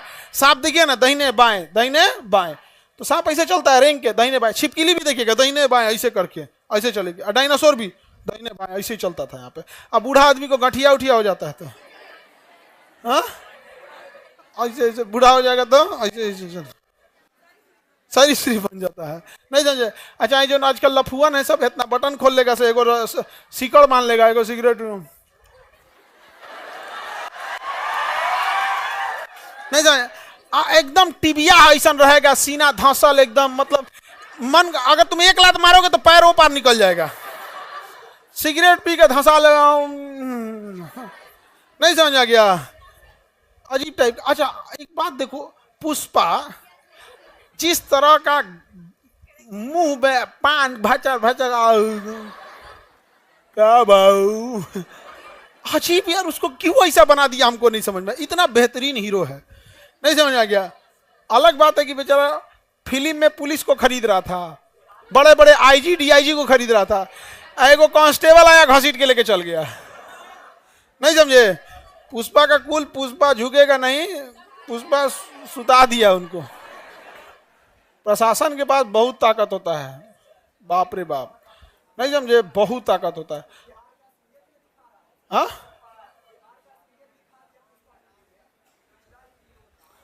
आगे बढ़े तो ये बताइए क्या है, आर्कियो रेप्टिस है क्या, ये सरीसृप। असुरा उड़ जाता है, तो पक्षी और सरीसृप के बीच की कड़ी आर्कियो प्लेट्रिक्स, आर्टियो प्लेट्रिक्स, याद रहेगा। अब हम आपको दूसरा फोटो दिखाते हैं, आप पहचानेंगे क्या है ये।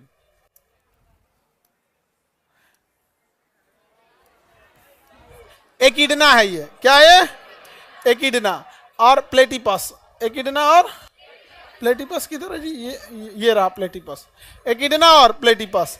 देखिए ध्यान से यहाँ पे, एकिडना और प्लेटिपस, इसके अंदर पक्षी का गुण है। देखिए बत्तख की तरह चोंच है, इसका भी चोंच है, ये है एक तरह से पक्षी, और स्तनधारी भी है, पक्षी और स्तनधारी, पक्षी और स्तनधारी में भी है। देखिए कहाँ गया प्लेटिपस, दिखने में कैसा रहेगा, पक्षी, दिखने में कैसा रहेगा, साथ में क्या रहेगा, स्तनधारी, स्तनधारी। तो प्लेटिपस और एकिडना दिखने में पक्षी और रहेगा स्तन, तो दोनों के बीच की कड़ी।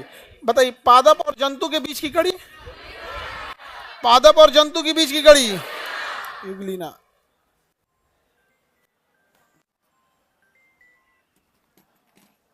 पादप और जंतु के बीच की कड़ी कौन सी है, युगलीना है। देखिए ये है युगलीना, दिख रहा है। ये हरा पोर्शन जो है पत्ती के समान, ये सूर्य के प्रकाश से अपना भोजन बना लेता है, तो उस हिसाब से पादप है। लेकिन ये अंटीनवा जो निकला है ना, किसी छोटे मोटे जीव को पकड़ के खा जाता है, कहता हम खा भी सकते हैं। तो यहाँ की वजह से हो गया जंतु, और यहाँ से हो गया पादप। एनिमल और प्लांट दोनों के बीच का मिक्सचर कौन है, प्लांट और एनिमल का मिक्सचर युगलीना, प्लांट एनिमल का मिक्सचर युगलीना। पक्षी और स्तनधारी प्लेटिपस, पक्षी और स्तनधारी प्लेटिपस, पक्षी स्तनधारी, पक्षी और सरीसृप आर्कियो प्लेटेरिक्स, आर्कियो प्लेटेरिक्स। सब भूल जाना, लेकिन आर्कियो प्लेटेरिक्स अगर भूल गए तो जान ले लेंगे, ऑप्शन बी पे लिखा रहेगा आर्कियो प्लेटेरिक्स। बताइए पक्षी और सरीसृप के बीच की कड़ी, पक्षी और सरीसृप की कड़ी आर्कियो प्लेटेरिक्स, याद रहेगा। और ये है वायरस, क्या है ये, वायरस। ई वाले को तो अच्छा से पहचानते होंगे, कौन वाला है, कोरोना। वायरसों के शकल हैं सब यहाँ पे। सजीव निर्जीव के बीच की कड़ी, सजीव निर्जीव की कड़ी, सजीव और निर्जीव, याद रहेगा। सजीव और निर्जीव अलग अलग वैरायटी के वायरस है, सब अलग अलग वैरायटी के। अगला देखें, सजीव और निर्जीव की।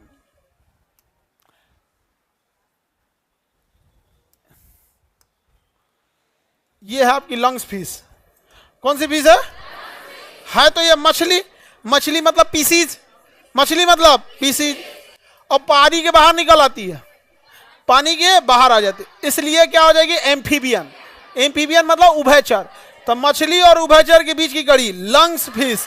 इस फिश के पास क्या है, लंग्स है, क्या है, लंग्स है। फेफड़ा है इसके पास, क्या है, फेफड़ा। इसका कल्फर दिख रहा है कहीं, नहीं, बाहर आ जाती है। इसको बाहर निकालेंगे नहीं मरेगी ये, कहिए बकलोल कहीं का, तुम जाओ पहले सर का पॉकेट जी को पढ़ के आओ, नहीं समझे, मर जाएगी ये। क्या नाम है इसका, लंग्स फिश। लंग्स मतलब फेफड़ा, फेफड़ा को हम फुफ्फुस कहते हैं, तो कहेगा फुफ्फुस मत्स्य, फुफ्फुस मत्स्य। ऐसा ना हिंदी में नाम लिखता है ना कि पढ़लो वाला लड़का बकलोल हो जाता है। लंग्स फिश, कितना अच्छा समझ में आ रहा है। वैसी फिश जिसके पास क्या है, लंग्स है। लंग्स फिश याद रहेगा। तो बताइए, दो अलग अलग जीवों के आपको कड़ी याद रहेगा? सजीव निर्जीव की कड़ी, पादप और जंतु क्या, पक्षी और सरीसृप, आर्कियो स्टेप्रिक्स याद रहेगा, आर्कियो प्लेट्रिक्स, आर्कियो प्लेट्रिक्स। मछली और स्तनधारी क्या है ना, मछली और उभयचर का, लंग्स फिश, कौन सा आ जाएगा, लंग्स फिश। पक्षी और स्तनधारी, प्लेटिलस, पक्षी और स्तनधारी प्लेटिपस, याद रहेगा। कड़ी पूछ देंगे तो बता देंगे। आप लोग को कौन सा नहीं भूलना है इसको, ये सब लोग अपने अपने डीपी पे लगा लो। नहीं समझ आ गया, आगे बढ़ जाए। क्या नाम है इसका?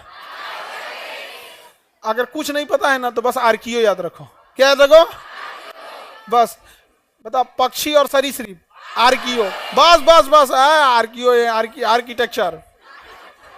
तुम आर्कियो याद रखो, आर्किटेक्चर याद रखो, कुछ याद रखो, आर्कियो बस याद रखना। एग्जाम में तुम मार दोगे। अब आर्कियो याद रहेगा तो उसमें आर्केस्ट्रा थोड़े मारोगे। ऑब्वियस बात है, यहाँ पे देर से यादने के चक्कर में नहीं रहना है, याद रहेगा। पक्षी वगैरह का ये कड़ी। वापस आते हैं अपने टॉपिक पे, रेडी हैं? पादप और जंतु के बीच की कड़ी। अब यहां देखते हैं तुलनात्मक रूप से अध्ययन। कहां से छोड़े थे? समझात से। कहां से छोड़े थे? समझात से। रेडी हैं समझात पढ़ने के लिए? वैसे शरीर का अंग, कौन सा शरीर का अंग समझात कहलाएगा? शरीर का कौन सा अंग समवृत्त कहलाएगा? और शरीर का कौन सा अंग अवशेषी कहलाएगा? ये तीन प्रकार के अलग अलग अंग अवशेषी कहलाएंगे यहाँ पर। तो हम एक एक करके समझते हैं। पहले कौन सा समझते हैं? समझात। पहले समझते हैं समझात। वे अंग जिनकी आंतरिक संरचना क्या हो? समान। यानी वैसे अंग जिनकी संरचना क्या हो? समान। संरचना क्या हो? समान हो, लेकिन कार्य क्या हो? अलग अलग। संरचना क्या हो? समान, लेकिन काम कैसे करे? अलग अलग। संरचना समान, काम काम अलग अलग। जैसे देखो, हम लोग यहाँ पे एग्जांपल में देखो, वेल मछली का अग्र पात तैरने के काम में आता है। मछली देखेंगे ना तो समुद्र की मछलियां बड़ा बड़ा ऐसे हाथ पैर होता है उनका तैरने वाले। वेल मछली का पैर फ्लैप देखेंगे तो बहुत बड़ा होता है। पहले एक हड्डी होती है, फिर दो हड्डी होती है, फिर उनका ये चौड़ा हो जाता है। तो जैसे हमारे हाथों की संरचना है, पहले एक हड्डी है, फिर दो हड्डी है, फिर ऐसे पंजा है, वैसे ही वेल मछली में भी होता है। पहले एक हड्डी, फिर दो हड्डी, और फिर पंजवा आपस में चिपका रहता है तो उनको तैरने में हेल्प करता है। तो जैसे हमारे हाथ की उत्पत्ति है वैसे ही वेल मछली की हाथ की उत्पत्ति है, लेकिन दोनों का काम कैसा है? अलग अलग। तो समझात का मतलब क्या है? दिखने में एक जात का लेकिन समान नहीं है। समझात माने देखने में एक जात लेकिन एक काम नहीं करेगा। जैसे वेल मछली तो देख ही लिए, यहाँ पर मनुष्य का हाथ हम देख लिए, मनुष्य का हाथ देख लिए ना, दिखने में कैसा है? एक समान, लेकिन काम एक जैसा करता है? नहीं। जैसे चीता, शेर, इसका हाथ देखो और हमारा हाथ देखो, बनावट एक जैसा रहेगा, उसमें भी केहूनी है, झुक जाएगा, सब कुछ होगा, लेकिन हम अपने हाथ से पकड़ने का काम करते हैं, वो अपने हाथ से पकड़ने और दौड़ने दोनों का काम कर लेता है। तो समझात दिखने में काम, समझात दिखने में काम। ठीक इसी का उल्टा याद रखना है। किसमें? समवृत्त में। किसमें? समवृत्त में। अलग दिखेगा, काम एक करेगा। समवृत्त में अलग दिखेगा, काम एक करेगा। आप दोनों फॉर्मूला याद नहीं रखना है वरना आपसे गड़बड़ हो जाएगा। केवल एक याद रखना है। केवल क्या याद रखना है? एक। किसका याद रखना है? समझा। दिखेगा एक जैसा, काम अलग। इसी का उल्टा करना, समवृत्त। उल्टा करो, समवृत्त। समवृत्त का मतलब क्या हो जाएगा?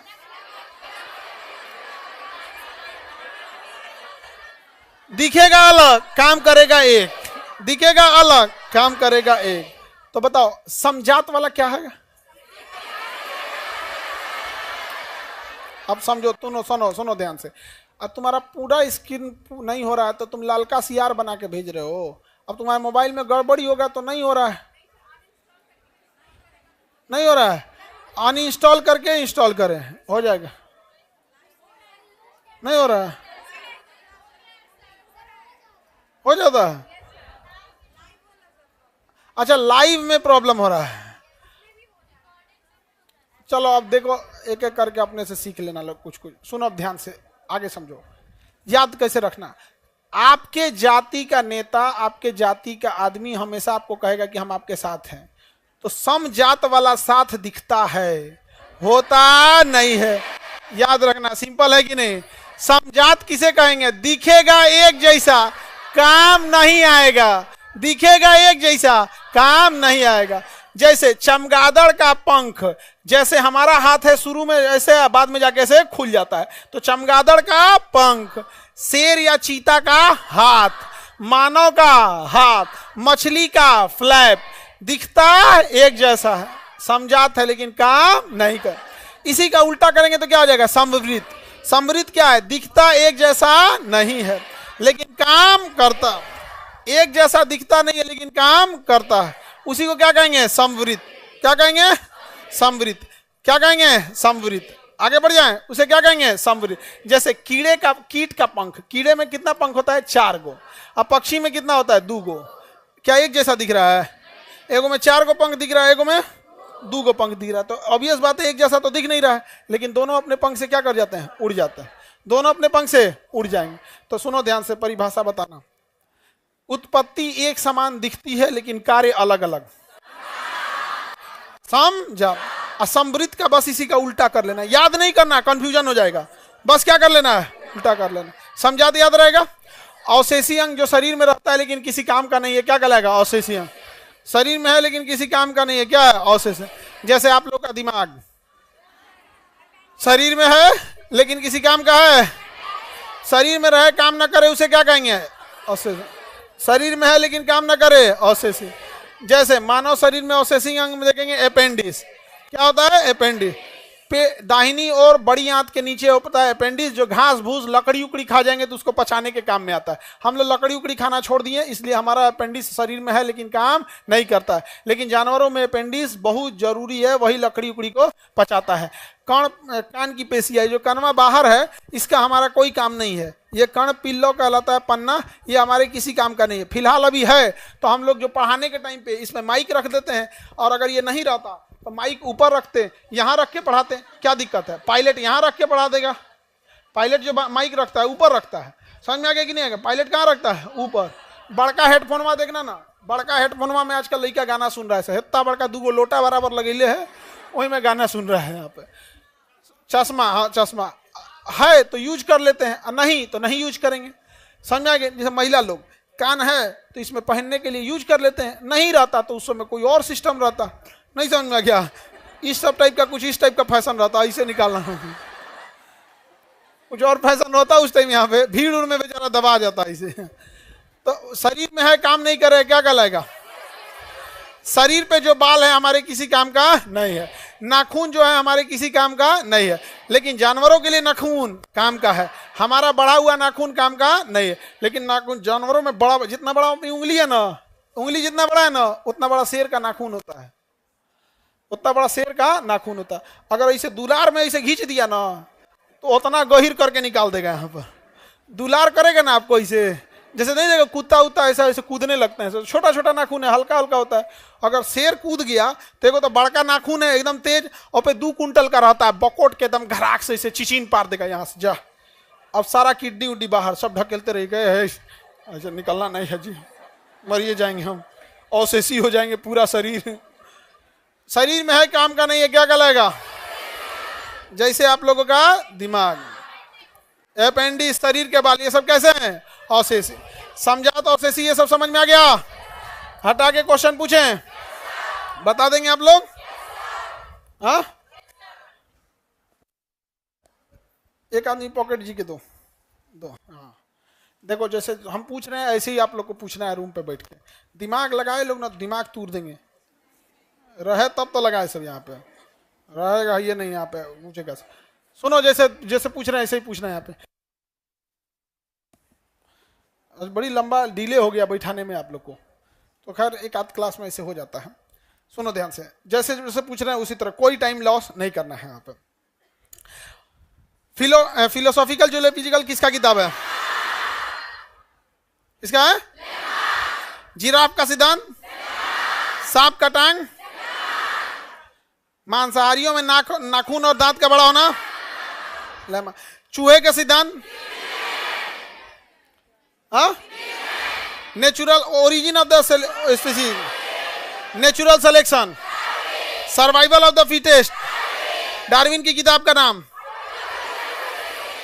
Origin of the species. Darwin के अनुसार संतान अधिक उत्पन्न होते हैं या कम, संघर्ष ज्यादा या कम,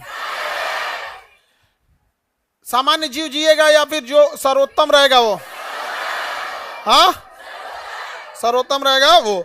बताइए विकास तेज होगा या धीरे, धीरे। उत्परिवर्तन तेज या धीरे, धीरे। उत्परिवर्तन तेज। ह्यूगो डीब्रीज ने कौन सा सिद्धांत दिया, ह्यूगो डीब्रीज ने उत्परिवर्तन, उत्परिवर्तन का सिद्धांत दिया। पीसीज में किसे रखते हैं, एम्फीबियन में, एबीज में, एबीज में पक्षी, रेप्टिलिया में, मानव बकरी, हाँ दिखने में समान लेकिन काम नहीं करेगा, समझा, भले अलग दिखे लेकिन काम करेगा सेम। कीट और पक्षी के पंख, समवृत, मानव चीता, चमगादड़ के हाथ, समझा, हाँ अपेंडिस, अपेंडिस कैसे अंग, अवशेषी अंग। शरीर के बाल, सजीव निर्जीव की कड़ी, पादप जंतु के बीच का कड़ी, हाँ पक्षी और स्तनधारी, हाँ पक्षी और स्तनधारी, प्लेटिपास, पीसीज और एम्फीबियन, लंग्स, पीसीज और एम्फीबियन, पक्षी और सरीसृप, आर्कियो, पक्षी और सरीसृप, पक्षी और सरीसृप, आर्कियो, याद है, ऐसे पूछना है आप लोग को। अब थोड़ा सा हम आपको आज पॉलिटी भी बता ही देते, 2 लाइन फनी सा, ताकि दो शुरू कर दिए तो शुरू कर देते हैं, क्योंकि आप लोग को ना, आप हमारा पूरा आधा टाइम खा गए थे तुम लोग बैठाने के चक्कर में। ठीक है, पॉलिटी का ये लग गया है, पकड़ो इसको। ये क्यूआर कोड लास्ट में बता देंगे, इसमें आप लोग को ये इस बैच का ये क्यूआर है, ठीक है, इसमें जुड़ जाना लोग।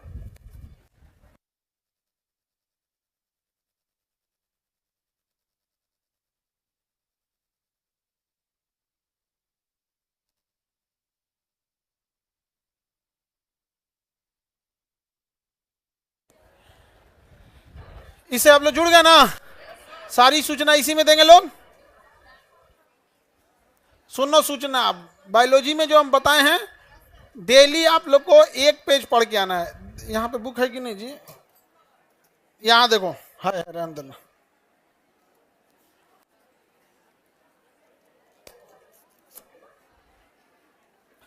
आगे बढ़े, page number 380।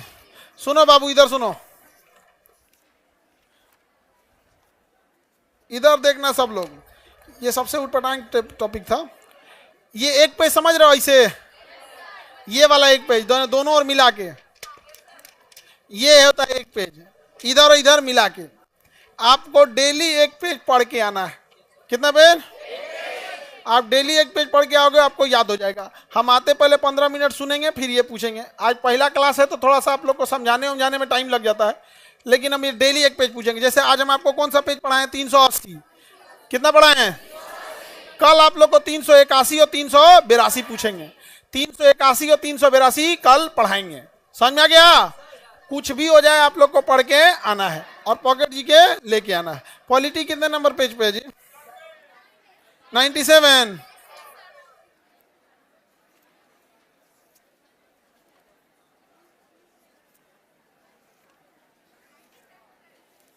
Page number 97। Ready आप लोग? एक बार दोबारा पूछे, बताएंगे? बताओ ध्यान से। सजीव निर्जीव की कड़ी, पक्षी और सरीसृप, आर्कियो, बस आर्कियो बोलो यहां पर। पादप और जंतु के बीच की कड़ी, पीसीज मतलब मछली, पीसीज और एम्फीबियन, लंग्स फिश। बताइए ध्यान से, बताइए एवीज क्लास में किसे रखेंगे? एवीज क्लास में हाँ पक्षी की। चलिए ध्यान से समझते हैं हम लोग। पॉकेट जीके का पॉलिटी थोड़ा सा स्टार्ट करेंगे क्योंकि आज लेट हो गया है, इसलिए हम ज्यादा नहीं बताएंगे। सुनो, भारत का संविधान कैसे कैसे चालू हुआ। जो ये फाउंडेशन में सबसे लास्ट में पढ़ाते हैं, यहाँ सबसे पहले पढ़ना पड़ेगा। सबसे जो पहले सबसे लास्ट में पढ़ाते थे, यहाँ क्या करना पड़ेगा, सबसे पहले। रेडी हैं आप लोग? क्या ढह गया जी। भारतीय संविधान का विकास 2 चरण में होता है। एक, जब 1857 की क्रांति जब नहीं हुई थी, पिटाया नहीं था सब, तो रेडीमेड संविधान बना के लाता था, यहाँ थोप देता था। ऐसा कचराया सब 1857 में ना, ऐसा कचराया सब कि कहा से नहीं, यहीं के लोगों से पूछ के संविधान बनाएंगे। तो हमारा संविधान कितने भाग में है? पिटाने से पहले और पिटाने के बाद। पिटाने से पहले और पिटाने के बाद। समझ में आ गया? 2 भाग में। जो पिटाने से पहले था उसे कहा गया चार्टर। क्या कहा गया? क्या कहा गया? चार्टर। और जो पिटाने के बाद था उसे कहा गया अधिनियम। क्या किया गया? अधिनियम। जैसे भारत शासन अधिनियम 1935, पिटाने के बाद हुआ तो अधिनियम। अब पिटाने के पहले है तो पिटाने के बाद, पिटाने से पहले, पिटाने के बाद, पिटाने से पहले। बताओ 1773, 1773। इसे कहा गया रेगुलेटिंग एक्ट। क्या कहा गया? Regulating act. क्या कहा गया? रेगुलेटिंग। अंग्रेज छोटे छोटे जगहों पे कब्जा कर लिए थे, इसलिए उन्होंने सेंटर को बना दिया बंगाल को। रेगुलेटिंग एक्ट के तहत सेंटर किसे बनाया गया? बंगाल को। और बंगाल के गवर्नर को बंगाल का गवर्नर जनरल। बताइए, रेगुलेटिंग एक्ट 1773 किसे पावरफुल बनाया गया? बंगाल। बंगाल में गवर्नर या गवर्नर जनरल? Governor general. क्या बनाया गया? गवर्नर जनरल बनाया गया। क्या बनाया गया? Governor general. और बंगाल में खोला गया सर्वोच्च न्यायालय, सुप्रीम कोर्ट। Supreme court. क्या खोला गया? Supreme court. 1773 का रेगुलेटिंग एक्ट के तहत किस राज्य को शक्ति दिया गया? वहां गवर्नर या गवर्नर जनरल? सुप्रीम कोर्ट या हाई कोर्ट? हाँ, सुप्रीम कोर्ट। उसके जज थे एलिजा एमपी। सुप्रीम कोर्ट के जज के नाम एलिजा एमपी। सुप्रीम कोर्ट के जज का नाम। रेगुलेटिंग एक्ट का नाम ये रेगुलेट करना। क्या करना? रेगुलेट करना। कंपनी के कर्मचारी जो थे सब इतने भ्रष्ट थे सब, यहाँ के राजाओं से रिश्वत ले लेते थे सब। और इंग्लैंड में कहा जाता था रिश्वत नहीं है ना, ये हमें गिफ्ट दिया गया है। क्या दिया गया है? गिफ्ट। आज भी सरकारी कर्मचारी रिश्वत लेते हैं कि गिफ्ट लेते हैं? गिफ्ट ले लेते हैं। तो ये रोक लगा दिया गया। कहा गया कि आप अपनी दुकान नहीं चलाएंगे और किसी भी तरह का गिफ्ट नहीं लेंगे। अपनी दुकान नहीं चलाएंगे और किसी तरह का गिफ्ट नहीं लेंगे। समझ में आ गया कि नहीं? जैसे सरकारी हॉस्पिटल है, सरकारी हॉस्पिटल में अगर आपको काम अच्छे से कराना है तो आपको कुछ ना कुछ क्या देना है? गिफ्ट। और वो सरकारी हॉस्पिटल के डॉक्टर लोग अपना भी व्यापार चलाते हैं, अपना भी हॉस्पिटल खोल लेते हैं। और उनके यहाँ जाइएगा ना तो या तो उनसे गिफ्ट दे दीजिए या तो उनके यहाँ आके इलाज करा लीजिए। समझ में आ गया कि नहीं? हालांकि सरकारी हॉस्पिटल की योग्यता पे कोई सवाल नहीं उठाता है। बहुत पढ़े लिखे होते हैं, हाईली एक्सपीरियंस होते हैं और उन लोग के पास तजुर्बे की कोई कमी नहीं होती, क्योंकि सरकारी हॉस्पिटल में एकदम गैल गुजरल केस पहुंचता है। जिसको सब हॉस्पिटल रिजेक्ट कर देता है वो पहुंचता है पीएमसीएच, पहुंचता है आईजीएमएस, वो पहुंचता है कि पीजीआई, वही पहुंचता है एम्स। तो उसके डॉक्टर के पास जो अनुभव होता है ना, नॉर्मल खांसी बुखार वाला वो एम्स जाइबे नहीं करता है। खांसी बुखार वाला एम्स जाएगा तो एम्स के डॉक्टर हंसेंगे, सब लोग आओ खांसी हुआ इसको आया, खांसी हुआ है, हार्ट अटैक होगा तो आना। अब ऐसे सुनो ना, तुमको नॉर्मल खांसी हुआ है, कौन एम्स जाएगा? नॉर्मल एम्स में, नॉर्मल खांसी में कौन जाएगा एम्स? एम्स में सुनो, एम्स जाते दिमाग में लगता है कि बाबू ये बहुत खतरनाक कंडीशन में। उत्तर प्रदेश में एक लखनऊ में पीजीआई, अगर उत्तर प्रदेश का पीजीआई जैसे पटना का पीएमसीएच है ना, अगर कोई गया आईजीएमएस या पीएमसीएच तो लोग को लगता है कि बाप हो बाप अब क्या होगा। वैसे ही उत्तर प्रदेश में क्या है? पीजीआई। बाप हो बाप, ऐसा लास्ट केस में पहुंचता है कि बहुत कम लोग वापस आ पाता है। तो बताइए, निजी व्यापार और उपहार पे रोक, सुप्रीम कोर्ट कहां खोला गया? सुप्रीम कोर्ट कहां पे? ये देखना ध्यान से, ये क्वेश्चन आएगा। Act of settlement, act of settlement, act of 1700, act of settlement, act of settlement 1700। इसमें कहा गया ना कि जो बिहार है, बिहार, बंगाल और उड़ीसा, बिहार, बंगाल और उड़ीसा, अंग्रेज यहां भी कब्जा कर लिए थे। और यहां का कानून बनाएगा कौन? बिहार, बंगाल और उड़ीसा पे कानून बना ले, तो कानून कौन बनाएगा? तो कहा गया बंगाल को ही। किसे दिया गया? बंगाल। रेगुलेटिंग एक्ट में भी पावर किसको? एक्ट ऑफ सेटलमेंट में भी Bengal. Act of settlement 1700, Bihar, Bengal और उड़ीसा के लिए कानून बनाने का अधिकार किसे दे दिया गया? बंगाल को दिया गया। क्या दिया गया? बंगाल। इसी एक्ट द्वारा राजस्व मंडलों की क्या किया गया? स्थापना किया गया। किसकी स्थापना किया गया? किस सरकार को तवज्जो दिया गया? एक्ट ऑफ सेटलमेंट का दूसरा नाम क्या नाम दिया गया? Judicature act. Act of settlement का दूसरा नाम, एक्ट ऑफ सेटलमेंट का दूसरा नाम। इसमें किस राज्य को सहूलियत दिया गया? बिहार, बंगाल और उड़ीसा के लिए कानून बना सकता है बंगाल, जबकि बंगाल के गवर्नर को बंगाल का गवर्नर जनरल बनाया गया 1773। तो अंग्रेजों ने पहला नियम जो लाया था 1773, क्या नाम रखा? Regulating act. सारे राज्यों को किसके अधीन किया? बंगाल को। बंगाल के गवर्नर को क्या बनाया? Governor general. बंगाल में हाईकोर्ट या सुप्रीम कोर्ट? निजी व्यापार और उपहार लेने पर रोक लगा देगा। 1781 में क्या आया था? Act of settlement. क्या नाम था? Act of settlement. बाबू ये क्वेश्चन पूछा हुआ है, जब पूछेगा तो आप कहिएगा ये कहां से पूछ दिया, इसलिए याद रखना जरूरी है। Act of settlement 1700। Act of settlement 1700। Act of settlement का दूसरा नाम जुडिकेचर एक्ट। जुडिकेचर मतलब जुडिशरी का पावर दे दिया गया। कौन सा पावर दिया? जुडिशरी। और कहां कानून बनाने के लिए? बिहार, बंगाल और उड़ीसा। बिहार, बंगाल और उड़ीसा। जुडिकेचर एक्ट बोला गया किस एक्ट को? Act of settlement. क्या दिया गया? Act of settlement. Act of settlement. उसके 2 साल बाद 1784 Pitt's India act. Pitt's India act 1784। Regulating act 1773। Judicature act 1781। इसी का दूसरा नाम क्या था? Act of settlement. Act of settlement 1781। Pitt's India act 1784। Pitt's India act 1784। इसमें कहा गया कि जो गवर्नर जनरल के परिषद में सदस्यों की संख्या 4 से घटा के क्या कर दी गई? 3। यही एक ऐसा अधिनियम था जिसमें सदस्यों की संख्या बढ़ाने की जगह क्या किया गया? घटाया। तो पीट्स इंडिया एक्ट के तहत सदस्यों की संख्या 4 से क्या किया गया? 3। और कहा गया तुम लोग पूरा भ्रष्ट है। क्या है? पूरा भ्रष्ट है। इसलिए इसमें 2 भाग बांट दिया गया। कहा कंपनी कितने भाग में रहेगी? 2। एक काम करेगी राजनीति। क्या करेगी? राजनीति। किस राजा से लड़ना है उसे कहा जाएगा कंट्रोलर। क्या कहा जाएगा? कंट्रोलर। क्या कहा जाएगा? कंट्रोलर। और एक का काम रहेगा व्यापार। क्या नाम रहेगा? इसका नाम रहेगा डायरेक्टर। क्या नाम रहेगा? डायरेक्टर। बताइए व्यापार कौन करेगा? राजनीति कौन करेगा? कंट्रोलर। कंपनी को 2 भाग में बांटा गया 1784। कंपनी को 2 भाग में बांटा। Pitt's India act 1700। Pitt's India act 1700। 4 से कितने सदस्य? 3। कंपनी को कितने भाग में? 2। व्यापार करेगा डायरेक्टर। व्यापार करेगा, राजनीति करेगा, युद्ध करेगा कंट्रोलर, समझौता करेगा कंट्रोलर, राजा से व्यापार स्थापित करेगा डायरेक्टर। व्यापार, युद्ध और राजनीति। कंपनी में 2 नियम आ गए 1784। द्वैध शासन ला दिया 1784। पीट्स इंडिया एक्ट ने सिंगल शासन या द्वैध शासन? कौन कौन? कंट्रोलर और डायरेक्टर। राजनीति करेगा कंट्रोलर, राजनीति करेगा, व्यापार करेगा।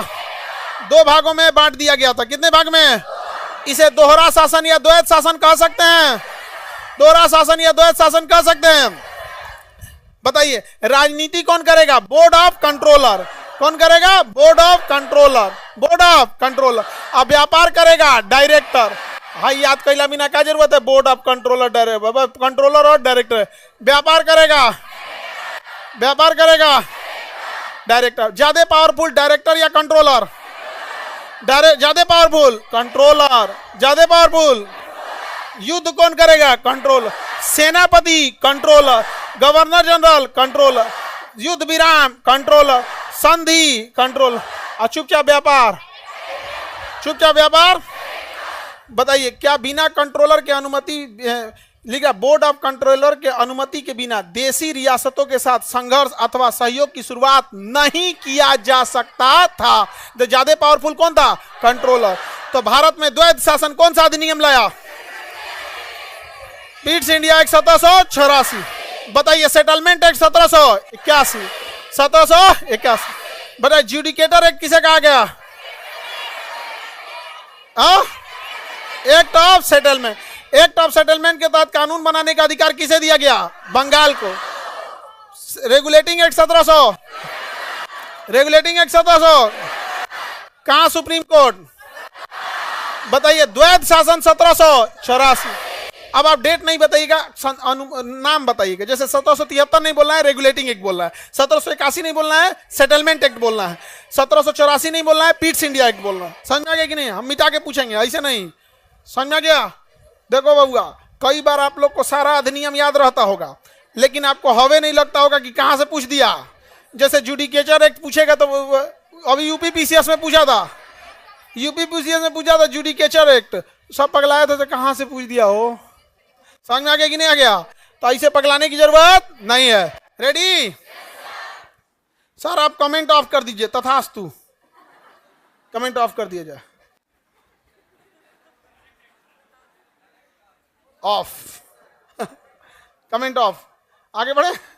अरे लाइव नहीं बंद करना, चलो ठीक है आगे बढ़ते हैं। ऑफ हो गया। हमको देखो कितना मानते हैं। देखो हम फ्लो में पढ़ा रहे हैं तो हम आपका कमेंट देखेंगे तो फ्लो खत्म ना हो जाता है, समझे? फ्लो में याद अच्छा से हो जाता है। रेडी? देखते हैं कितना लोग बताओ। रेडी हैं? डार्विन की किताब का नाम।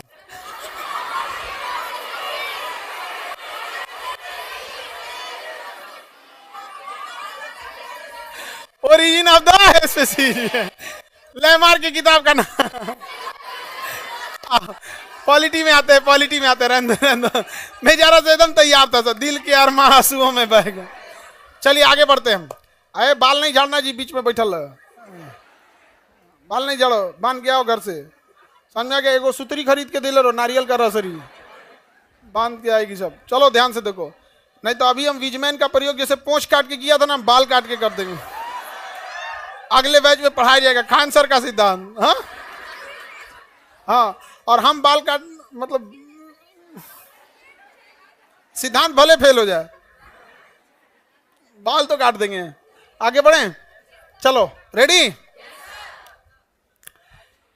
Regulating act 1700, act of settlement 1700, Pitt's India act 1700। अब आपको सन नहीं बोलना है, आपको बोलना है किसमें ये बात कही गई थी। बिहार के लिए कानून बनाने का अधिकार बंगाल को दिया गया। एक्ट ऑफ सेटलमेंट, कलकत्ता में supreme court. Regulating act, Calcutta के गवर्नर को गवर्नर जनरल बनाया गया। रेगुलेटिंग एक्ट, द्वैध शासन लाया गया। पीट्स इंडिया एक्ट, कंट्रोलर और डायरेक्टर बनाया गया। सुप्रीम कोर्ट बनाया गया। रेगुलेटिंग एक्ट, गिफ्ट लेने पे रोक लगाया गया। Regulating act, act of settlement का दूसरा नाम जुडिकेचर एक्ट। जुडिकेचर एक्ट, निजी व्यापार पे रोक लगाया गया। हाँ, रेगुलेटिंग एक्ट, गिफ्ट और निजी व्यापार पे रोक लगाया गया। रेगुलेटिंग एक्ट, व्यापार कौन देखेगा? डायरेक्टर। राजनीति कंट्रोलर। डायरेक्टर बड़ा या कंट्रोलर? डायरेक्टर और कंट्रोलर जैसी द्वैध शासन प्रणाली 1784 के किस अधिनियम में? Pitt's India act. तो भारत में पहली बार द्वैध शासन 1784 के पीट्स इंडिया एक्ट। समझ में आ गया कि नहीं आ गया? तो इधर हो गया बोर्ड ऑफ डायरेक्टर, इधर हो गया कंट्रोलर। आई डायरेक्टर सब व्यापार कर रहा था शांति से, और कंट्रोलर सब मार कर रहा था, सब राजनीति कर रहा था, सब युद्ध कर रहा था। राजनीति कर रहा था, युद्ध कर रहा था। हाँ, यही युद्ध करते करते करते करते बड़ी आगे चल गया। तो 1857 की क्रांति में हाई कंट्रोलरवा बड़ी मार खाया था सब। ऐसा मार खाया था सब कंट्रोलरवा ना कि पहचाने में नहीं आ रहा था सब। और लोगों को क्या पता कि डायरेक्टर वाला है कि कंट्रोलर वाला है। भारत का आदमी जब पीटना चालू करता है तो कौन सी कंट्रोलर और कौन सी डायरेक्टर, ऐसा कुछ आया सब, ऐसा कुछ आया सब कि 1857 की क्रांति के बाद डायरेक्टरों खत्म हो गया और कंट्रोलरों खत्म हो गया, सब सरेंडर बोल दिया सब। तो कंट्रोलर और डायरेक्टर दोनों खत्म कब हुआ? 1857 गए थे राजनीति करने। ऐस मार मारा सब भारत वाला ना, ऐस मार मारा जिसका कोई हद नहीं। किसी को कोई दिक्कत? दोनों समझने में आ गया कि नहीं आ गया? कितने नंबर पे है पॉलिटी? Page number 97। आप लोग को कल बस पेज नंबर 97 पॉलिटी में क्या देख के आना है? 97। और कल आप लोग आराम से आके बैठ जाएंगे लो बाबू लोग, ठीक है? आज बैठाने में ही टाइम निकल गया, इस वजह से डिले हो गया।